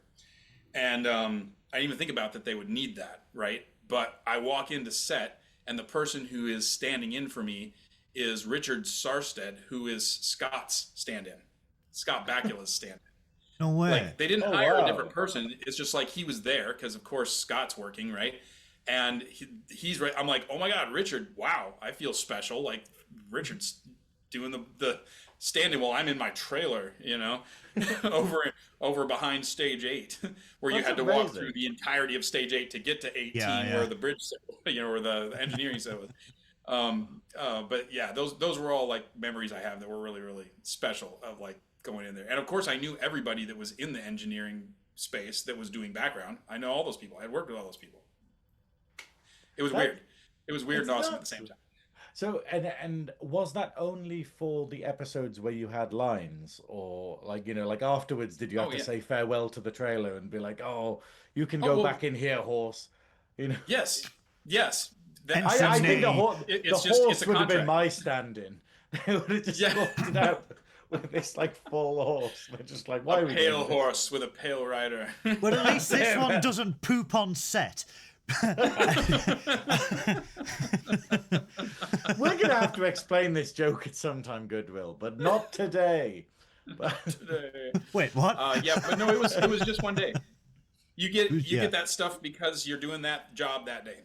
That's it. Oh, and that's so and cool. the next day, literally the next day, I was filling in for one of the two security guards for the studio who always worked on Star Trek every day, who Yeah. was out because once they knew me, I would fill in for those guys. The next day, I was in the back alley of Stage 8 where that trailer was, but guarding the door because they were shooting on Stage 8. that's In my it's so uniform. cool. It That sounds is like a absolutely wonderful community, and it's so good that Yeah. being part of this gives you this whole lifetime worth of stories, and that you can like share with people like us who like live for it, like finding out Aw, more about thanks. Star Trek and how it was. It's really special. And Yeah. it's special to me too because I didn't even realize, and this comes back to Letter Decks. When I like financial stuff started getting hard for me around 07, 08. There was a whole crash for whoever remembers. Yeah. And I ended up switching to office work, and I still worked at studios, but it was office work that did not directly touch things being made. So I sort of like phased out of being part of the creative thing and just was in an office. At a studio, sure, but still that. And like the more years that passed, the less it mattered. Like in Hollywood, if I worked on a show that was barely syndicated 20 years ago and did background work and one speaking role, nobody cares. It doesn't matter. It's irrelevant. It has no bearing on your current work or anything that you might be qualified for or whatever. But you get out of Hollywood, like we did when we moved here 4 years ago, and you start realizing I was a character on Star Trek. I have a name even. I was on a bunch of episodes, and people care and they want to hear about this stuff.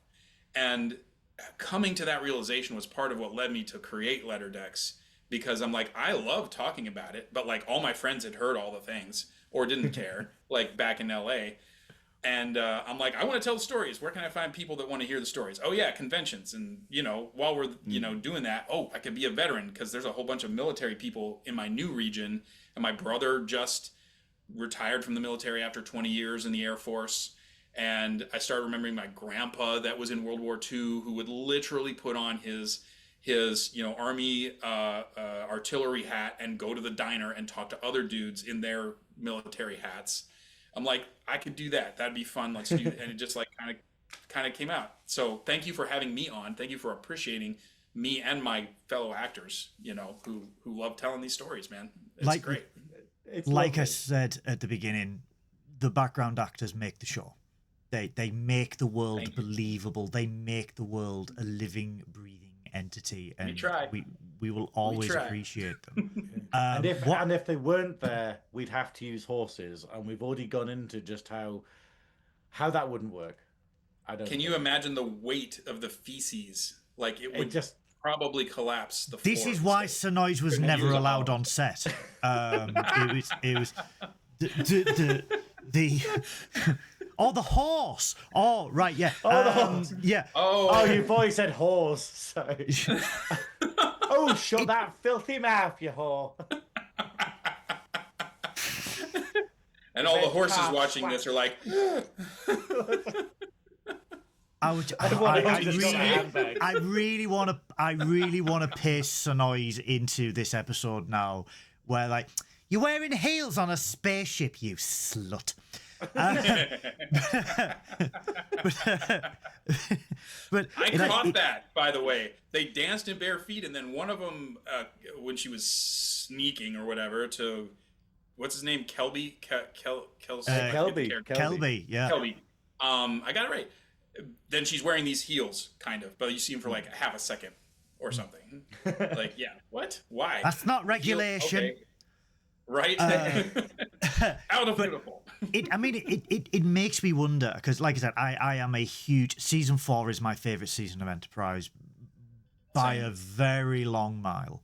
But it makes me think, what would you have done if Enterprise had continued like 5, 6, 7 seasons?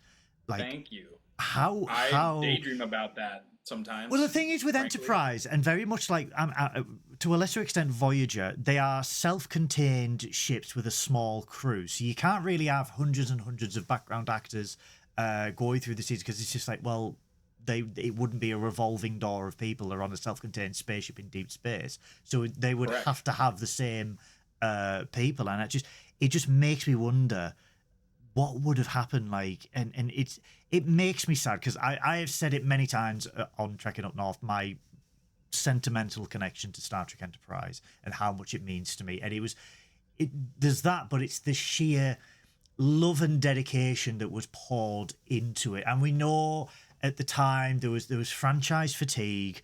It was shot at a time where if it was just 10 years down the line, 5, 10 years down the line, it would have been a massive success. Right. But the things that they could have done, the things that they could have explored, they could have had a Lower Decks episode in Enterprise. You know, the Totally. G-Deckers. They could have had more speaking roles for yourself and for the other Lower Deckers. And this is what I desperately need from the proposed Star Trek United series, where it's focusing on President Archer 20 years later. I really want this series to go ahead, because I think they seriously missed a trick, and it was leading up to it.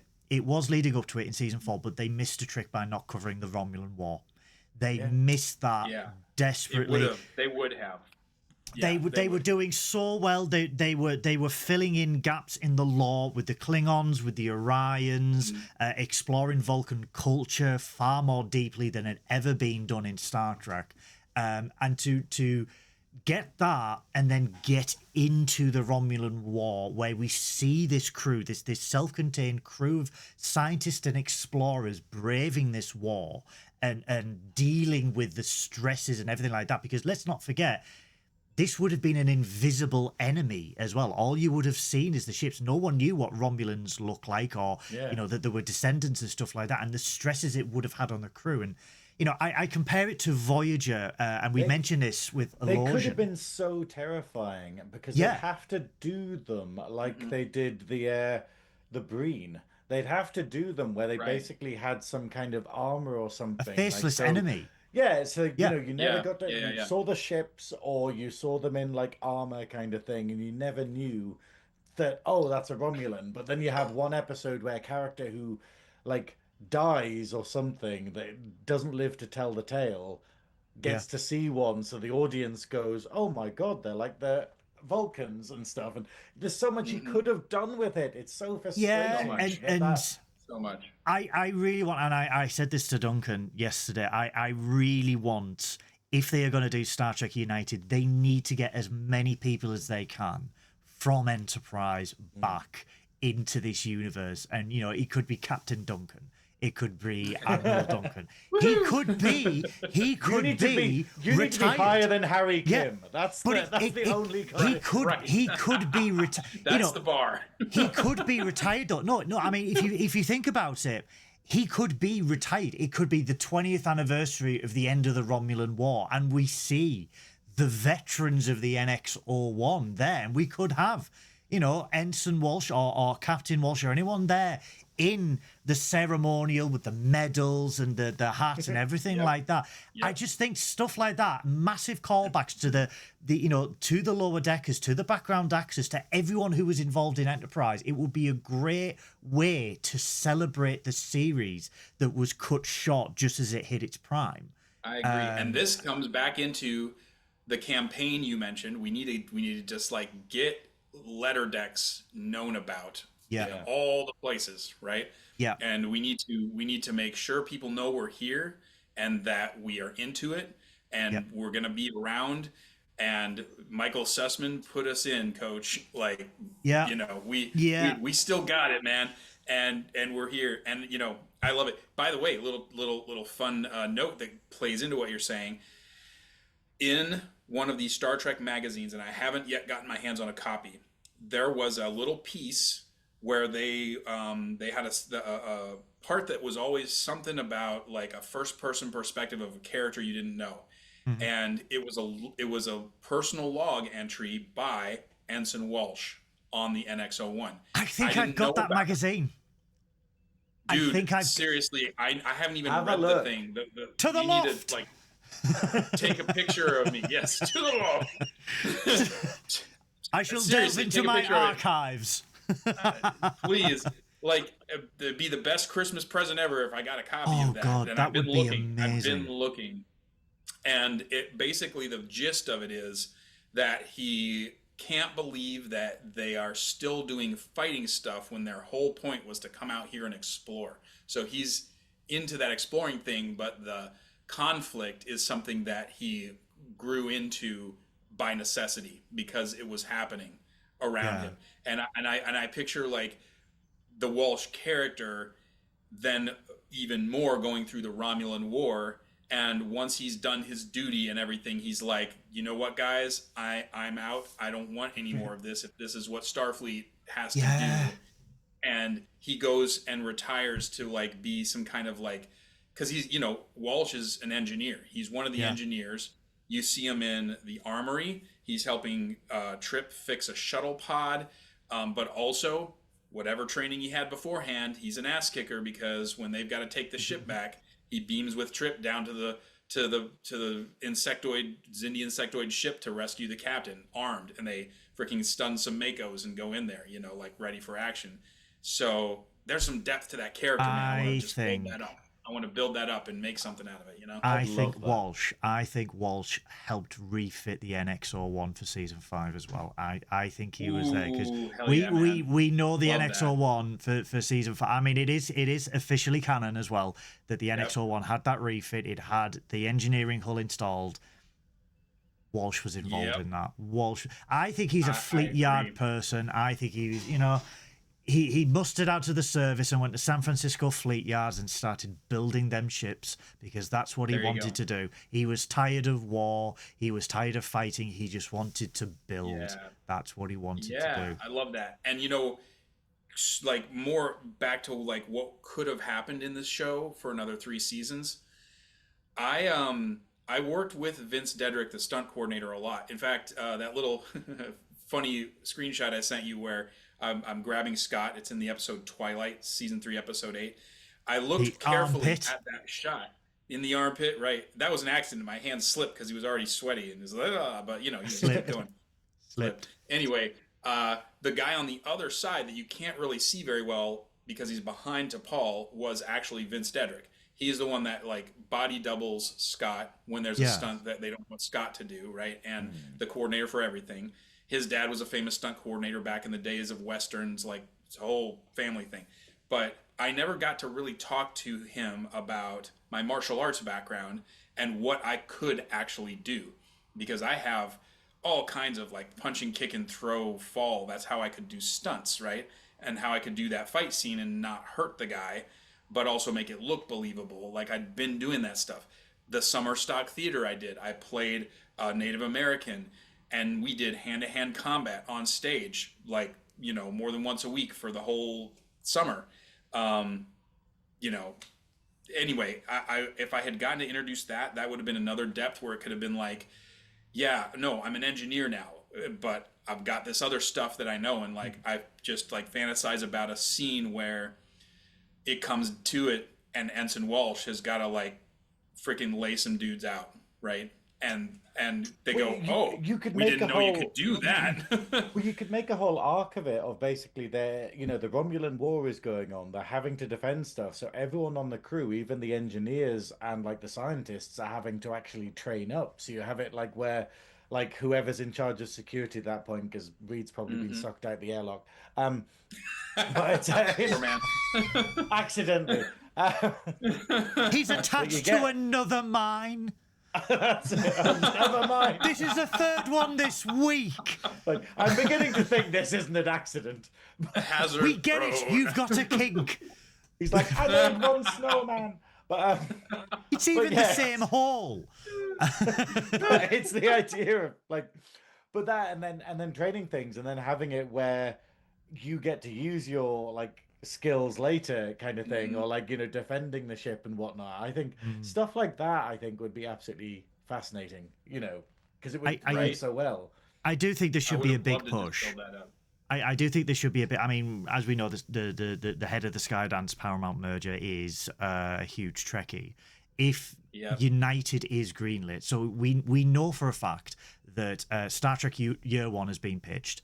Townie Newsome has also pitched a live action Star Trek comedy, and Star Trek United is and Star Trek United is most likely being pitched as well.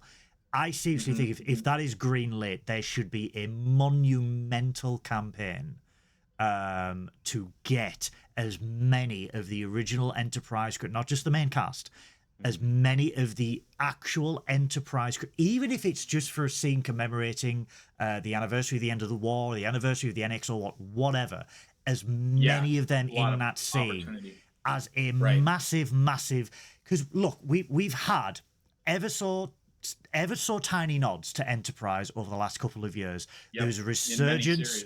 There was a resurgence of references. We had it in Those Old Scientists. We've had the NXO one on the background of Strange New Worlds for a lot of episodes. Even in the Kelvin timeline, right? Like the whole third exactly.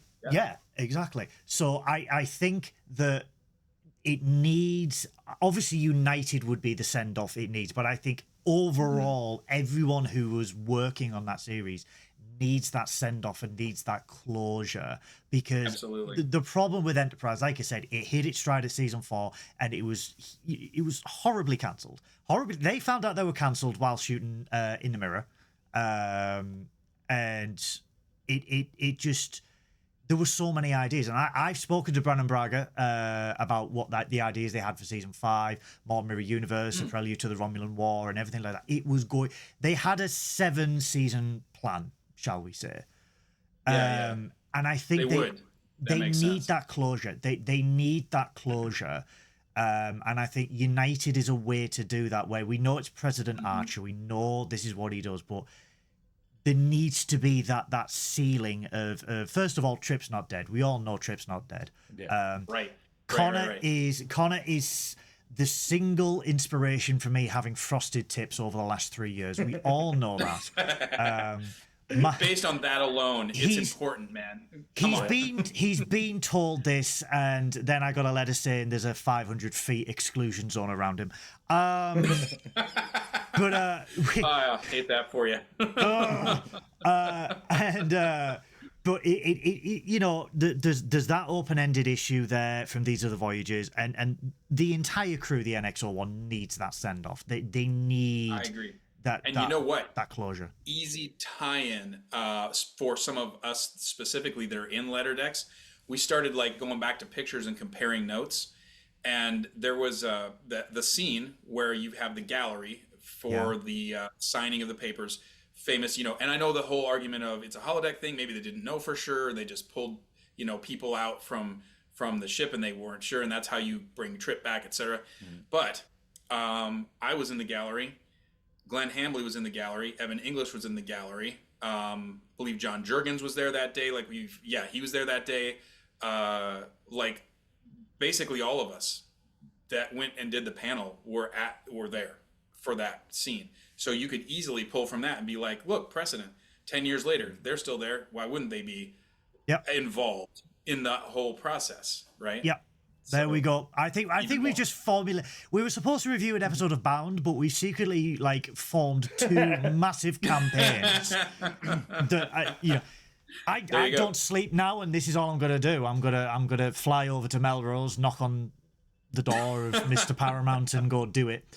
Yes, do it. Do it. Science Officer Synoiz. The sensible one of this chat. If that's what you think, we're doomed. Do you have more notes for Bound? I do have a lot of notes for Bound, but I think we should probably ignore them because there is a lot we can discuss in this episode. Two things I did want to point out, though, is obviously the relationship between Trip and Kelby. And Kelby, who's like a minor character in like this season, but it's the idea of how badly it goes. Like, it's showing very much that he's not ready for a leadership role, like showing very much that he's not really ready to be the chief of engineering, but also showing Trip like exactly why he's still needed here. And the end of the episode, it does have the whole thing where he goes, actually, I've already accepted to be transferred back here, kind of thing. And I think that kind of spoils it a little bit because I like the idea of this episode being the thing and T'Pol being the thing that convinces him to go, yeah, I can't be away from this. Like, because while it's T'Pol realizing that she feels things for him in like of her Vulcan way, but I like the idea of this episode being like, yeah, they're not going to survive very long without me. And also I'm in love with T'Pol and I want to be with her kind of thing.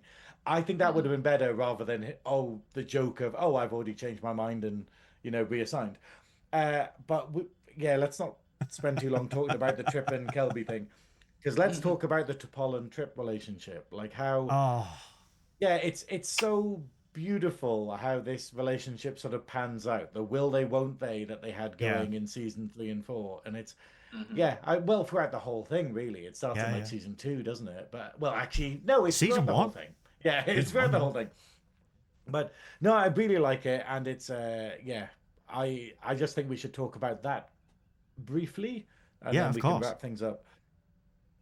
Are we open to spoiling the end of Lower Decks? Because without saying anything specific, I loved that they brought in T'Pol, like the whole ship of alternate timeline randos, right? Yeah. And she references having been married to him for 60 years. Like, I love that. That's so great. It was needed. It was so needed. Really, although it was an alternate universe. And again, this is the thing. I thoroughly believe in the Prime timeline. He's with Section 31, man. He is with Section 31. He is deep undercover. I think I proposed this the other week in Discord or on here, where he faked his death because... I remember you talking about this before in one of those. Yeah. So my theory about Trip is that he didn't die in the episode These Are the Voyages. He was recruited earlier by Section 31, and what they had to do, they had to fake his death in order to surgically alter him to become a Romulan, because they are aware that the Romulans look like who they look like, because obviously it's Section 31. They send him deep undercover into the Star Empire to acquire some technology, because they believe that they've got advanced starship technology that could tip the balance of power and upset the treaty and the neutral zone. They send Trip to the Star Empire to acquire this technology, and this technology eventually causes the development of the Constitution class that we see in Strange New Worlds in the original series. Love it. I'd watch the hell out of that. Yeah. Hey, I think That's it great. works. But it would be a great thing, like, it would be a great bridge to say, well, how the hell did we get from the NX-01 to this mighty Constitution class? Or they actually use stolen Romulan tech to do this, because we know Star Trek's got a great history of different alien races stealing from one another. Like the Bird of Prey was actually a Romulan ship that the Klingons stole the designs of and then used, I just think it would be a Well, great, dial like, back from that. Humans have a great history of stealing tech from each other. And British Well, have yeah, a great history of stealing well, things from everyone else. everyone. I think it would be a great thing having that, but having that as one of the opening moves of the war, and that leading to Yeah. why the Romulans are like, hey, our one condition, you can't have a cloaking device. You can't use cloaking Right. devices or whatever. Is them going, you're not having this bit of technology, you thieving bastards. Yeah. But it's like it could be like they have a high perform like not the because Romulans use quantum singularities for warp cores. Like they have some sort of system that is so advanced that could tip the balance of power, and Trip has to go and retrieve this so Section 31's operators can like break it down and understand it, and that's what leads the Or massive barring advancement. that, sabotage, Yeah. or both, right? Yeah. Sabotage and set them back and steal so that they have it Or- and not them. Lead them to the development of the spore drive. Ooh. Or That's not. a tangent. I think. Well, I mean, my solution is far easier, which is like, how about we just forget about these other voyages? Right, problem solved. Computer, delete the episode. Right. Delete the It was episode. extrapolated. Delete Like, the they chef. don't actually. Delete the chef. But, All of it. Right out. but anyway, Fun fact. Just before you do that, fun yeah. fact, Duncan. Obviously, at Universal's where they did the Voyager holodeck scenes for Fairhaven. Every time I go on that tour and we go through that, I'm like, computer, delete the wife. Just Just in case. in It case. helps. We don't want to piss off Janeway. I forgot that they shot that back there. That was the Yeah. European Street or whatever. Yeah, it's right? for Or was it? the Good Life as well. Not the Good Life. Yeah, the Good Place as well. That's where they shot the Good Place. Yep, But yep. it is Fairhaven. Yeah. I got to tell you, I have experience in that area a lot because my longest job, or the company I worked for the longest, was NBC Universal. So my job was on the Universal lot for 13 years, leading up to moving out of Hollywood. But before I was on Star Trek, one of the ways that I earned my SAG vouchers, and I don't know if you guys know how the system used to work. But you can get in two ways. Is one, get hired for a speaking part, just bam, off the bat, or get SAG background and you get like a pay voucher whether you're SAG or not. But if you get three that are SAG and you're not, then that you can say, here's this and I'll pay the money and now I'm in. One of them I did was how long did we work? It was like a 10 or 12 hour overnight shoot in October on that backlot, and it was for JAG, and it was supposed to be an Italian port town. I was a sailor, and it was supposed to be in the summer, but it was cold as balls out there overnight. I had like 3 layers on under this jaunty, summery sailor outfit with the hat and everything, right? And carousing with the locals. But man, that cold would seep through your shoes, and it was miserable. And I got the voucher because I didn't complain at all, and they noticed. Like a true Navy man. I'm telling you, or something, or I play one on TV. So the Trip into Paul romance, Synoiz. Oh no, I Yes, think sorry. there's not much more to say about it, but it's more the idea of, they describe it as like a mind sort of thing where they've got a merging of minds or whatnot, but at the same time it could also be that they're just getting to know each other and stuff, and they're kind of rubbing off on each other, like, which is a more human thing than this kind of supernatural element that they give it. I mean, I love that, it slides by, but the end of the episode has T'Pol like telling a joke, and everyone's a bit like, whoa, okay, like she's being, like, but then at the beginning of the episode, she has this wonderful sarcastic line that comes out of nowhere, and everyone's a bit like, oh, okay. Like, for instance, what is it? They're doing the scan of the planet, and she's like, "Oh, it's totally empty." And Archer's like, "Oh, really? Is there not anything?" And she's like, "Oh, well, there's rumors of a species of large flying reptiles that breathe fire, But she does it, Right. That's how I would do it. It's like, oh yeah, whatever they're called and stuff. But she does it so deadpan. Everyone on the bridge is just like, Really? you know, and it's just such a wonderful thing because it goes totally under the radar, but then links into the wider plot of the episode, which is that she is starting to get a bit jokey. She is starting to get a bit colloquial, and it's all because of Trip. Yeah. And I think That's I think great. that's wonderful, that they've just slide that in there into the episode. But yeah, Yeah. it's I never wonderful, circled wonderful back in my acting. mind to think of that as a joke. I just went with it because I so want dragons to be real in Star Trek. I Right? Yeah, kind of that's believed it. it when I first heard it as I well. want that. Yeah. It would be it But would you're be totally charming. right. Yeah. But the whole thing is, it does feel very much like she's just like, no, I'm making this shit up. You know what? What do you? Yeah. I've already said it's an empty planet. Right. But no, Eh. but yeah, Right. that's all I've got to do. Is Yeah, that that's all I've you've got for that? Well, ladies and gentlemen, boys and girls, Treks and Trekkers, that has been our hilarious review of Bound. I think this is the hardest I have laughed for months, really. It has been absolutely wonderful to have Duncan on. And rest assured, everybody, he is coming back. He is now contractually obliged. He's celebrating secretly. He doesn't have a choice. However, Yes, the contract that exists in Goodwill's head very firmly. verbal contracts are binding. However, I do believe Duncan's got a challenge for me and Synoiz this week to decide on whether we spin on the double wheel of honor or the double wheel of shame. Indeed. Well, so there's a bit of trivia that's been going around in my head that I've been waiting to use on some unsuspecting souls. And so I hope this has not already been done, but I was not able to review all of your challenges. So here is the question. And there is a song element to this trivia. So I will try to make sure I don't play too much of it.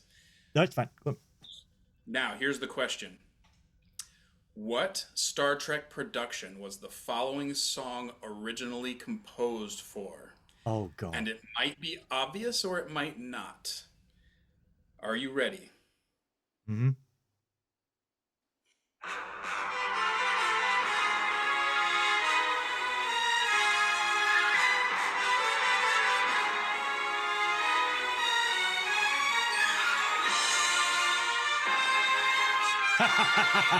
I believe that's enough.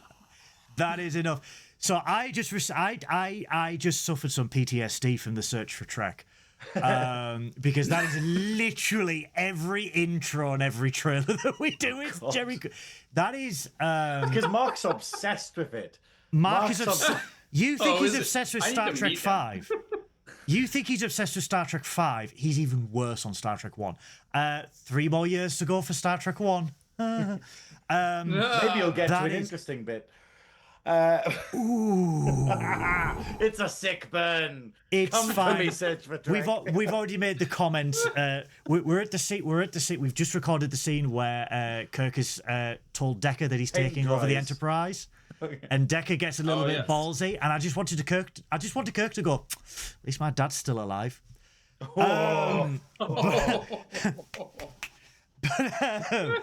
That is Jerry Goldsmith's Star Trek theme, which was originally used for Star Trek: The Motion Picture, then used for The Next Generation. Am I right?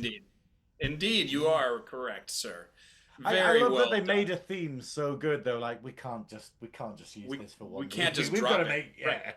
It was gotta so use this funny though. edit. It was so good that they didn't use it until Star Trek 5, and they only used it for Star Trek 5 because they used it in The Next Generation. So they held off for like 7 years on this I masterpiece. didn't know that Yeah. stuff. Thank you. That's Yeah, so cool. they for the Wrath of Khan, we had the amazing theme for the Wrath of Khan. Same with Search for Spock course. and Voyage Home, and then Yep. they used Jerry Goldsmith's for TNG, and then Star Trek 5, and then it wasn't used again until First Contact for the Right. movies. Right. I love that version. It comes up in my Pandora film scores radios a lot of times. It's love that. iconic. The First Contact theme is iconic. But so we won Congratulations! a challenge. You We won a win. challenge. That Wheel means of Honor. that means everybody, we are receiving an incoming transmission. Incoming transmission. This means we don't have to review Code of Honor. That's disappointing. Shut your mighty hole. Welcome. Shut my mighty hole. Not for want of trying, Goodwill. That's But the most enough about backhanded Berlin. compliment I've ever heard. but enough about Berlin. So someone made a joke on. So for those that don't know, I do a trucking sim on Twitch.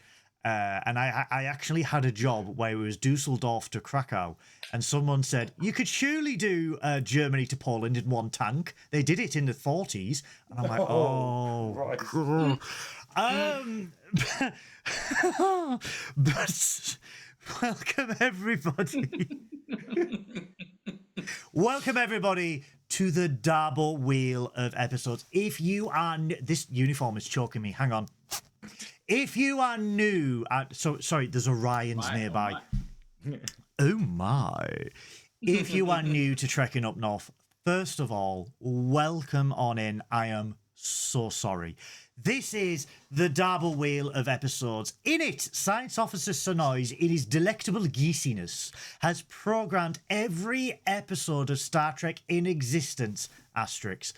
And we have then divided select episodes to the double wheel of honor, aka the good episodes, and the double wheel of shame, aka the bad episodes. And we have had a run, and whoo boy, have we had a run of bad episodes, to the point where Science Officer Synoiz went on strike after reviewing Elogium and left nothing but the words piss off on the screen because he refused to attend. I love that this is lore that you've added that like I was not involved in at all, and I love it. I love it. Like you having to make this full ADHD lore like dump. The wiki is coming soon. The wiki is coming soon. Yeah, the best. Yeah. It's fun. It's the hangar deck is overrun with geese. But deck 6 got that the was finest... research. It was. It So can't be. There's bird shit on the runabout, but and we don't have windscreen wipers. Why do they all have guns? It's the 25th century. Why do they have Kalashnikovs? They don't even have thumbs. They do. In hindsight, Every time they fire, they just go honk, honk, honk, honk, honk, honk. in hindsight, I could have planned that coup better. Captain's note: install windshield wipers to the shuttlecraft. Elogium was bad. Elogium actually made me mentally depressed after watching that. I'm really pleased I didn't say the word space nonce that many times throughout the episode. I'm really pleased you said it in this recording. I'm really pleased. So am I. I'm so happy. I'm so happy. I'm gonna have to bleep it out now. Thank you. I was gonna go to bed and cry, but now I have to go through this in editing. Thank you. You'll be happy to know that I don't know what word that was, and so I'm just going to smile. Basically, we're just saying Neelix is on the list. Yeah. Oh, yes. Well, for sure. Because I watched the episode because you guys reviewed it, so thanks for that. Why? Because I think you guys are funny, and I love you, and I just wanted to know what was going on. He's ill. He's ill, everybody. It's the pheromones. All day, every day, brother. It's the pheromones. It's the Geesian pheromones. They've got to him. As a small revenge, I did yard work while I listened and watched your episode, so I wasn't paying full attention the whole time. In your face. It was so funny, guys. That's a better way to do it. It was so funny, guys. So if you're not part of our Discord, please join the Discord. He sent a photo of him doing yard work and the look of pure disgust on his face as he's holding a murder weapon is something that I will always treasure, because he's just like, You made me watch this, you bastards. And it's just, oh. Literally Mwah. considering hitting my phone with said weapon. But the other thing about Neelix, I haven't. so, right, I am first and foremost, I'm not I going think to we ask. need to speed through this slightly. That's what she said. I'm going to ask Duncan not what episode, but what series he wants us to review. What episode from? Well, not what series would you like us to delve into for next week? I love what I have seen of Deep Space Nine, and I have not seen all of it. I want to see more of it. And this would be a perfect excuse. So I'm going to have to say Deep Space Nine. I will always say, if you've Please never and seen thank you. Deep Space Nine, watch it and then come back to us and tell us how it changed your life. Because it Seriously. does. It does. Yeah, it changes your deep. life. You So know nice. what? You know what was really interesting? A good mate of mine, Phil, basically he was like, I never watched DS9, so he's gone on a mission to watch all of it, and it was Nice. really awkward because he sent me a message the other week being like, "Hey, I've watching DS9, I'm loving it. I've got to season 7, and I'm like 6 episodes in. It gets better, right? Because I'm really getting the urge to turn off. Because obviously, the beginning of season 7, where they're introducing Esri, they have all of the that. emissary episodes in the desert for the first two-parter. I don't know. I don't know season 6 and 7, so I'll Okay, take your yes, word for it. no, but it's a rough start to a Yeah. season. I am kind aware of the thing. Esri thing. Yeah. Yeah, but it's like the idea of going. I was like, no, it gets really good. It gets really good. It's got like a 12 episode arc, like finishing it off. And so he's like, he's gone through it, and he's like, cool, okay, yep, it's great. But it is that dip at the beginning of season 7, and it was really interesting seeing someone firsthand hit it, I think. If you take nothing away from yeah, Deep right. Space Nine, appreciate Star Trek's greatest villain, and we're not on about Keiko. Yeah. We are on about We Gul are. Dukat. We I are. heard about that. We are on about Gul Dukat, who is And quintessentially Kai Wynn. Kynwyn is Space Karen. Oh, Space Karen. Space She's Karen. not very deep. She's Not just only annoying. does she share the name of my ex, she is also like my ex. So, Synoiz, what series or episode do you want to review? DS9. We have two DS9. wonderful episodes from DS9 in this. We have In the Pale Moonlight that I would love to talk about, and we have Duet, which is probably my singular favorite Star Trek episode. In the Wheel. I'm hoping In the Pale Moonlight, just because I can break out my grey First Contact era Starfleet uniform for a change instead of my TNG one. Right. Fun. As always, everybody, we'll spin the wheel. When it lands, we yell at the top of our lungs, Dabo. You yell in the chat, Dabo. You comment, Dabo. You throw a pigeon through the window saying Dabo. Wait, does the pigeon say Dabo? Yes, you train Okay, the cool. pigeon first, you befriend a pigeon, you train the pigeon, and then you throw the pigeon as hard as you can at a window. Right. Without opening it? That's Yes. sick. That is, Like- some say Luckily- Crank it up. Love it. And then just...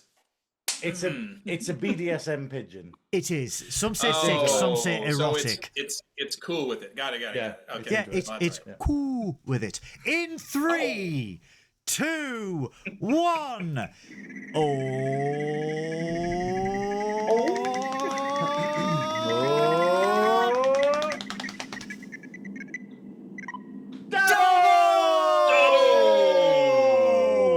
Wow. I think One this of is, the this is- greatest- you picked this, I think. One of the greatest DS9 episodes ever put to film. Sweet. DS9 Far Beyond the Stars. Duncan, this episode alone will change your life. This episode would change your life. Let me get the synopsis Far up Beyond for the it. Stars.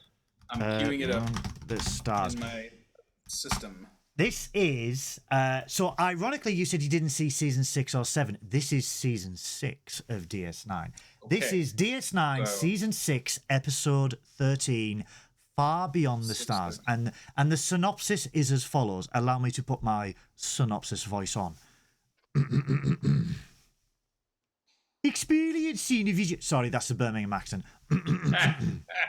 No, you have to do it in the Birmingham accent now. I've decided.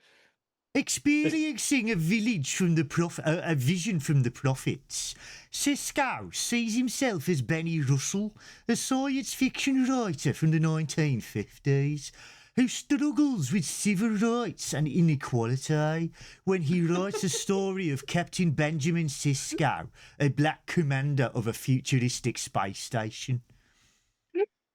And now for the serious version. Experiencing a vision from the prophets, Siskow sees himself as Benny Russell, a science fiction writer in the 1950s who struggles with civil rights and inequality when he writes the story of Captain Benjamin Siskow, a black commander of a futuristic space station. Hey, Honestly, Sexy. watch guys, this episode. everyone who is going to tune in next week, watch this episode first, because if you thought Ad Astra per Aspera and our revisit of Ad Astra per Aspera was deep, we are going to be subterranean with this one. We are going to be the molten core of Earth with this episode, because it will make you laugh, it will make you cry, and it will make you question why DS9 did not get the recognition it did in the 90s as it does now. Because, oh my God, I dare say this is possibly one of my most favourite Star Trek episodes ever. Yeah. And I did say this when we did the cover of the episode. And it's the epitome of, like, in the famous, like, tradition of Star Trek having bottle episodes where it's like a holodeck episode or something like that, and this is one of the best, like probably the best bottle episode, where you just go like, wow, like what a great story to tell, and the fact that it weaves into the further narrative hilariously in the episodes that I was just slagging off from season 7, where it turns out to actually have connections later on in the series rather than just being self-contained. It's going to be great talking about this. Computer. Hello, computer. Hello, computer. Hello, computer. Not now, Madeline. Not now, Madeline. Okay. I've still got that on my Twitch. I need to. Computer, take us back to 3-person mode. Oh, would you believe? Did you upgrade the processor? Yeah, it doesn't go to Conway Twitty all of a sudden. It's fantastic. It's truly neat. Well, it is. It's warm. Isn't it warm? I like this. It's warm. Yes, there's nice little vibration in the whole plates. There's a nice humming noise. It's brilliant, isn't it? Yes, the vibration should cease. I still have not been able to tighten up the nuts. The self-stealing stem bolts have mysteriously gone missing. Synoiz. Hey, let me just tell you, they weren't self-stealing. No. Didn't work. No. Well, since I put more whole plate vibration in the suggestion box, I, for one, am happy with the current situation. But more vibration. More vibration, please. All right. This is what it looks like when we're at warp now. This is all it looks like. Look at my camera. This is all we do now when we're at warp. This is why we have to be an impulse roll. That has been our review of Bound and our fantastic introduction to Duncan K. Fraser. I would firstly like to thank Duncan for attending, and we do hope, pleasure. I mean, we don't hope, we know he will be back. It has been an absolute riot. Everyone down below, subscribe to the Letterdex newsletter if you are attending STLV. Please. Pop on by and experience what it's like to be a veteran of the NX-01 and have to listen to Faith of the Heart, the tambourine version, every morning. Who told you that? Of the heart. More bass! No, they made it worse. I love Faith of the Heart. Bring in the bongos. Yeah. Another restraining order from Brannon Braga. You like the song? But thank you so much. Thank you so much, Duncan, for turning up. Thank you you for so having me on. much. It's been an absolute pleasure. It was so fun. It has been hilarious as ever. Thank you so much to the delectable Geesian Science Officer Synoiz for joining us. Honk. Honk. I want everybody to click that like button, and if you have not subscribed already, please subscribe. We are so close to 100 people. It is insane. You all need committing. Until next time on Trekking Up North, stay safe, look after each other, live fast, and what was it? Live fast and what that was on that meme? Live fast and get effed. Live fast and get live live logs and prostate.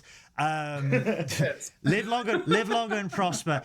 And as ever on Trekking Up North, Get your filthy green mitts off that control panel, you filthy hussy.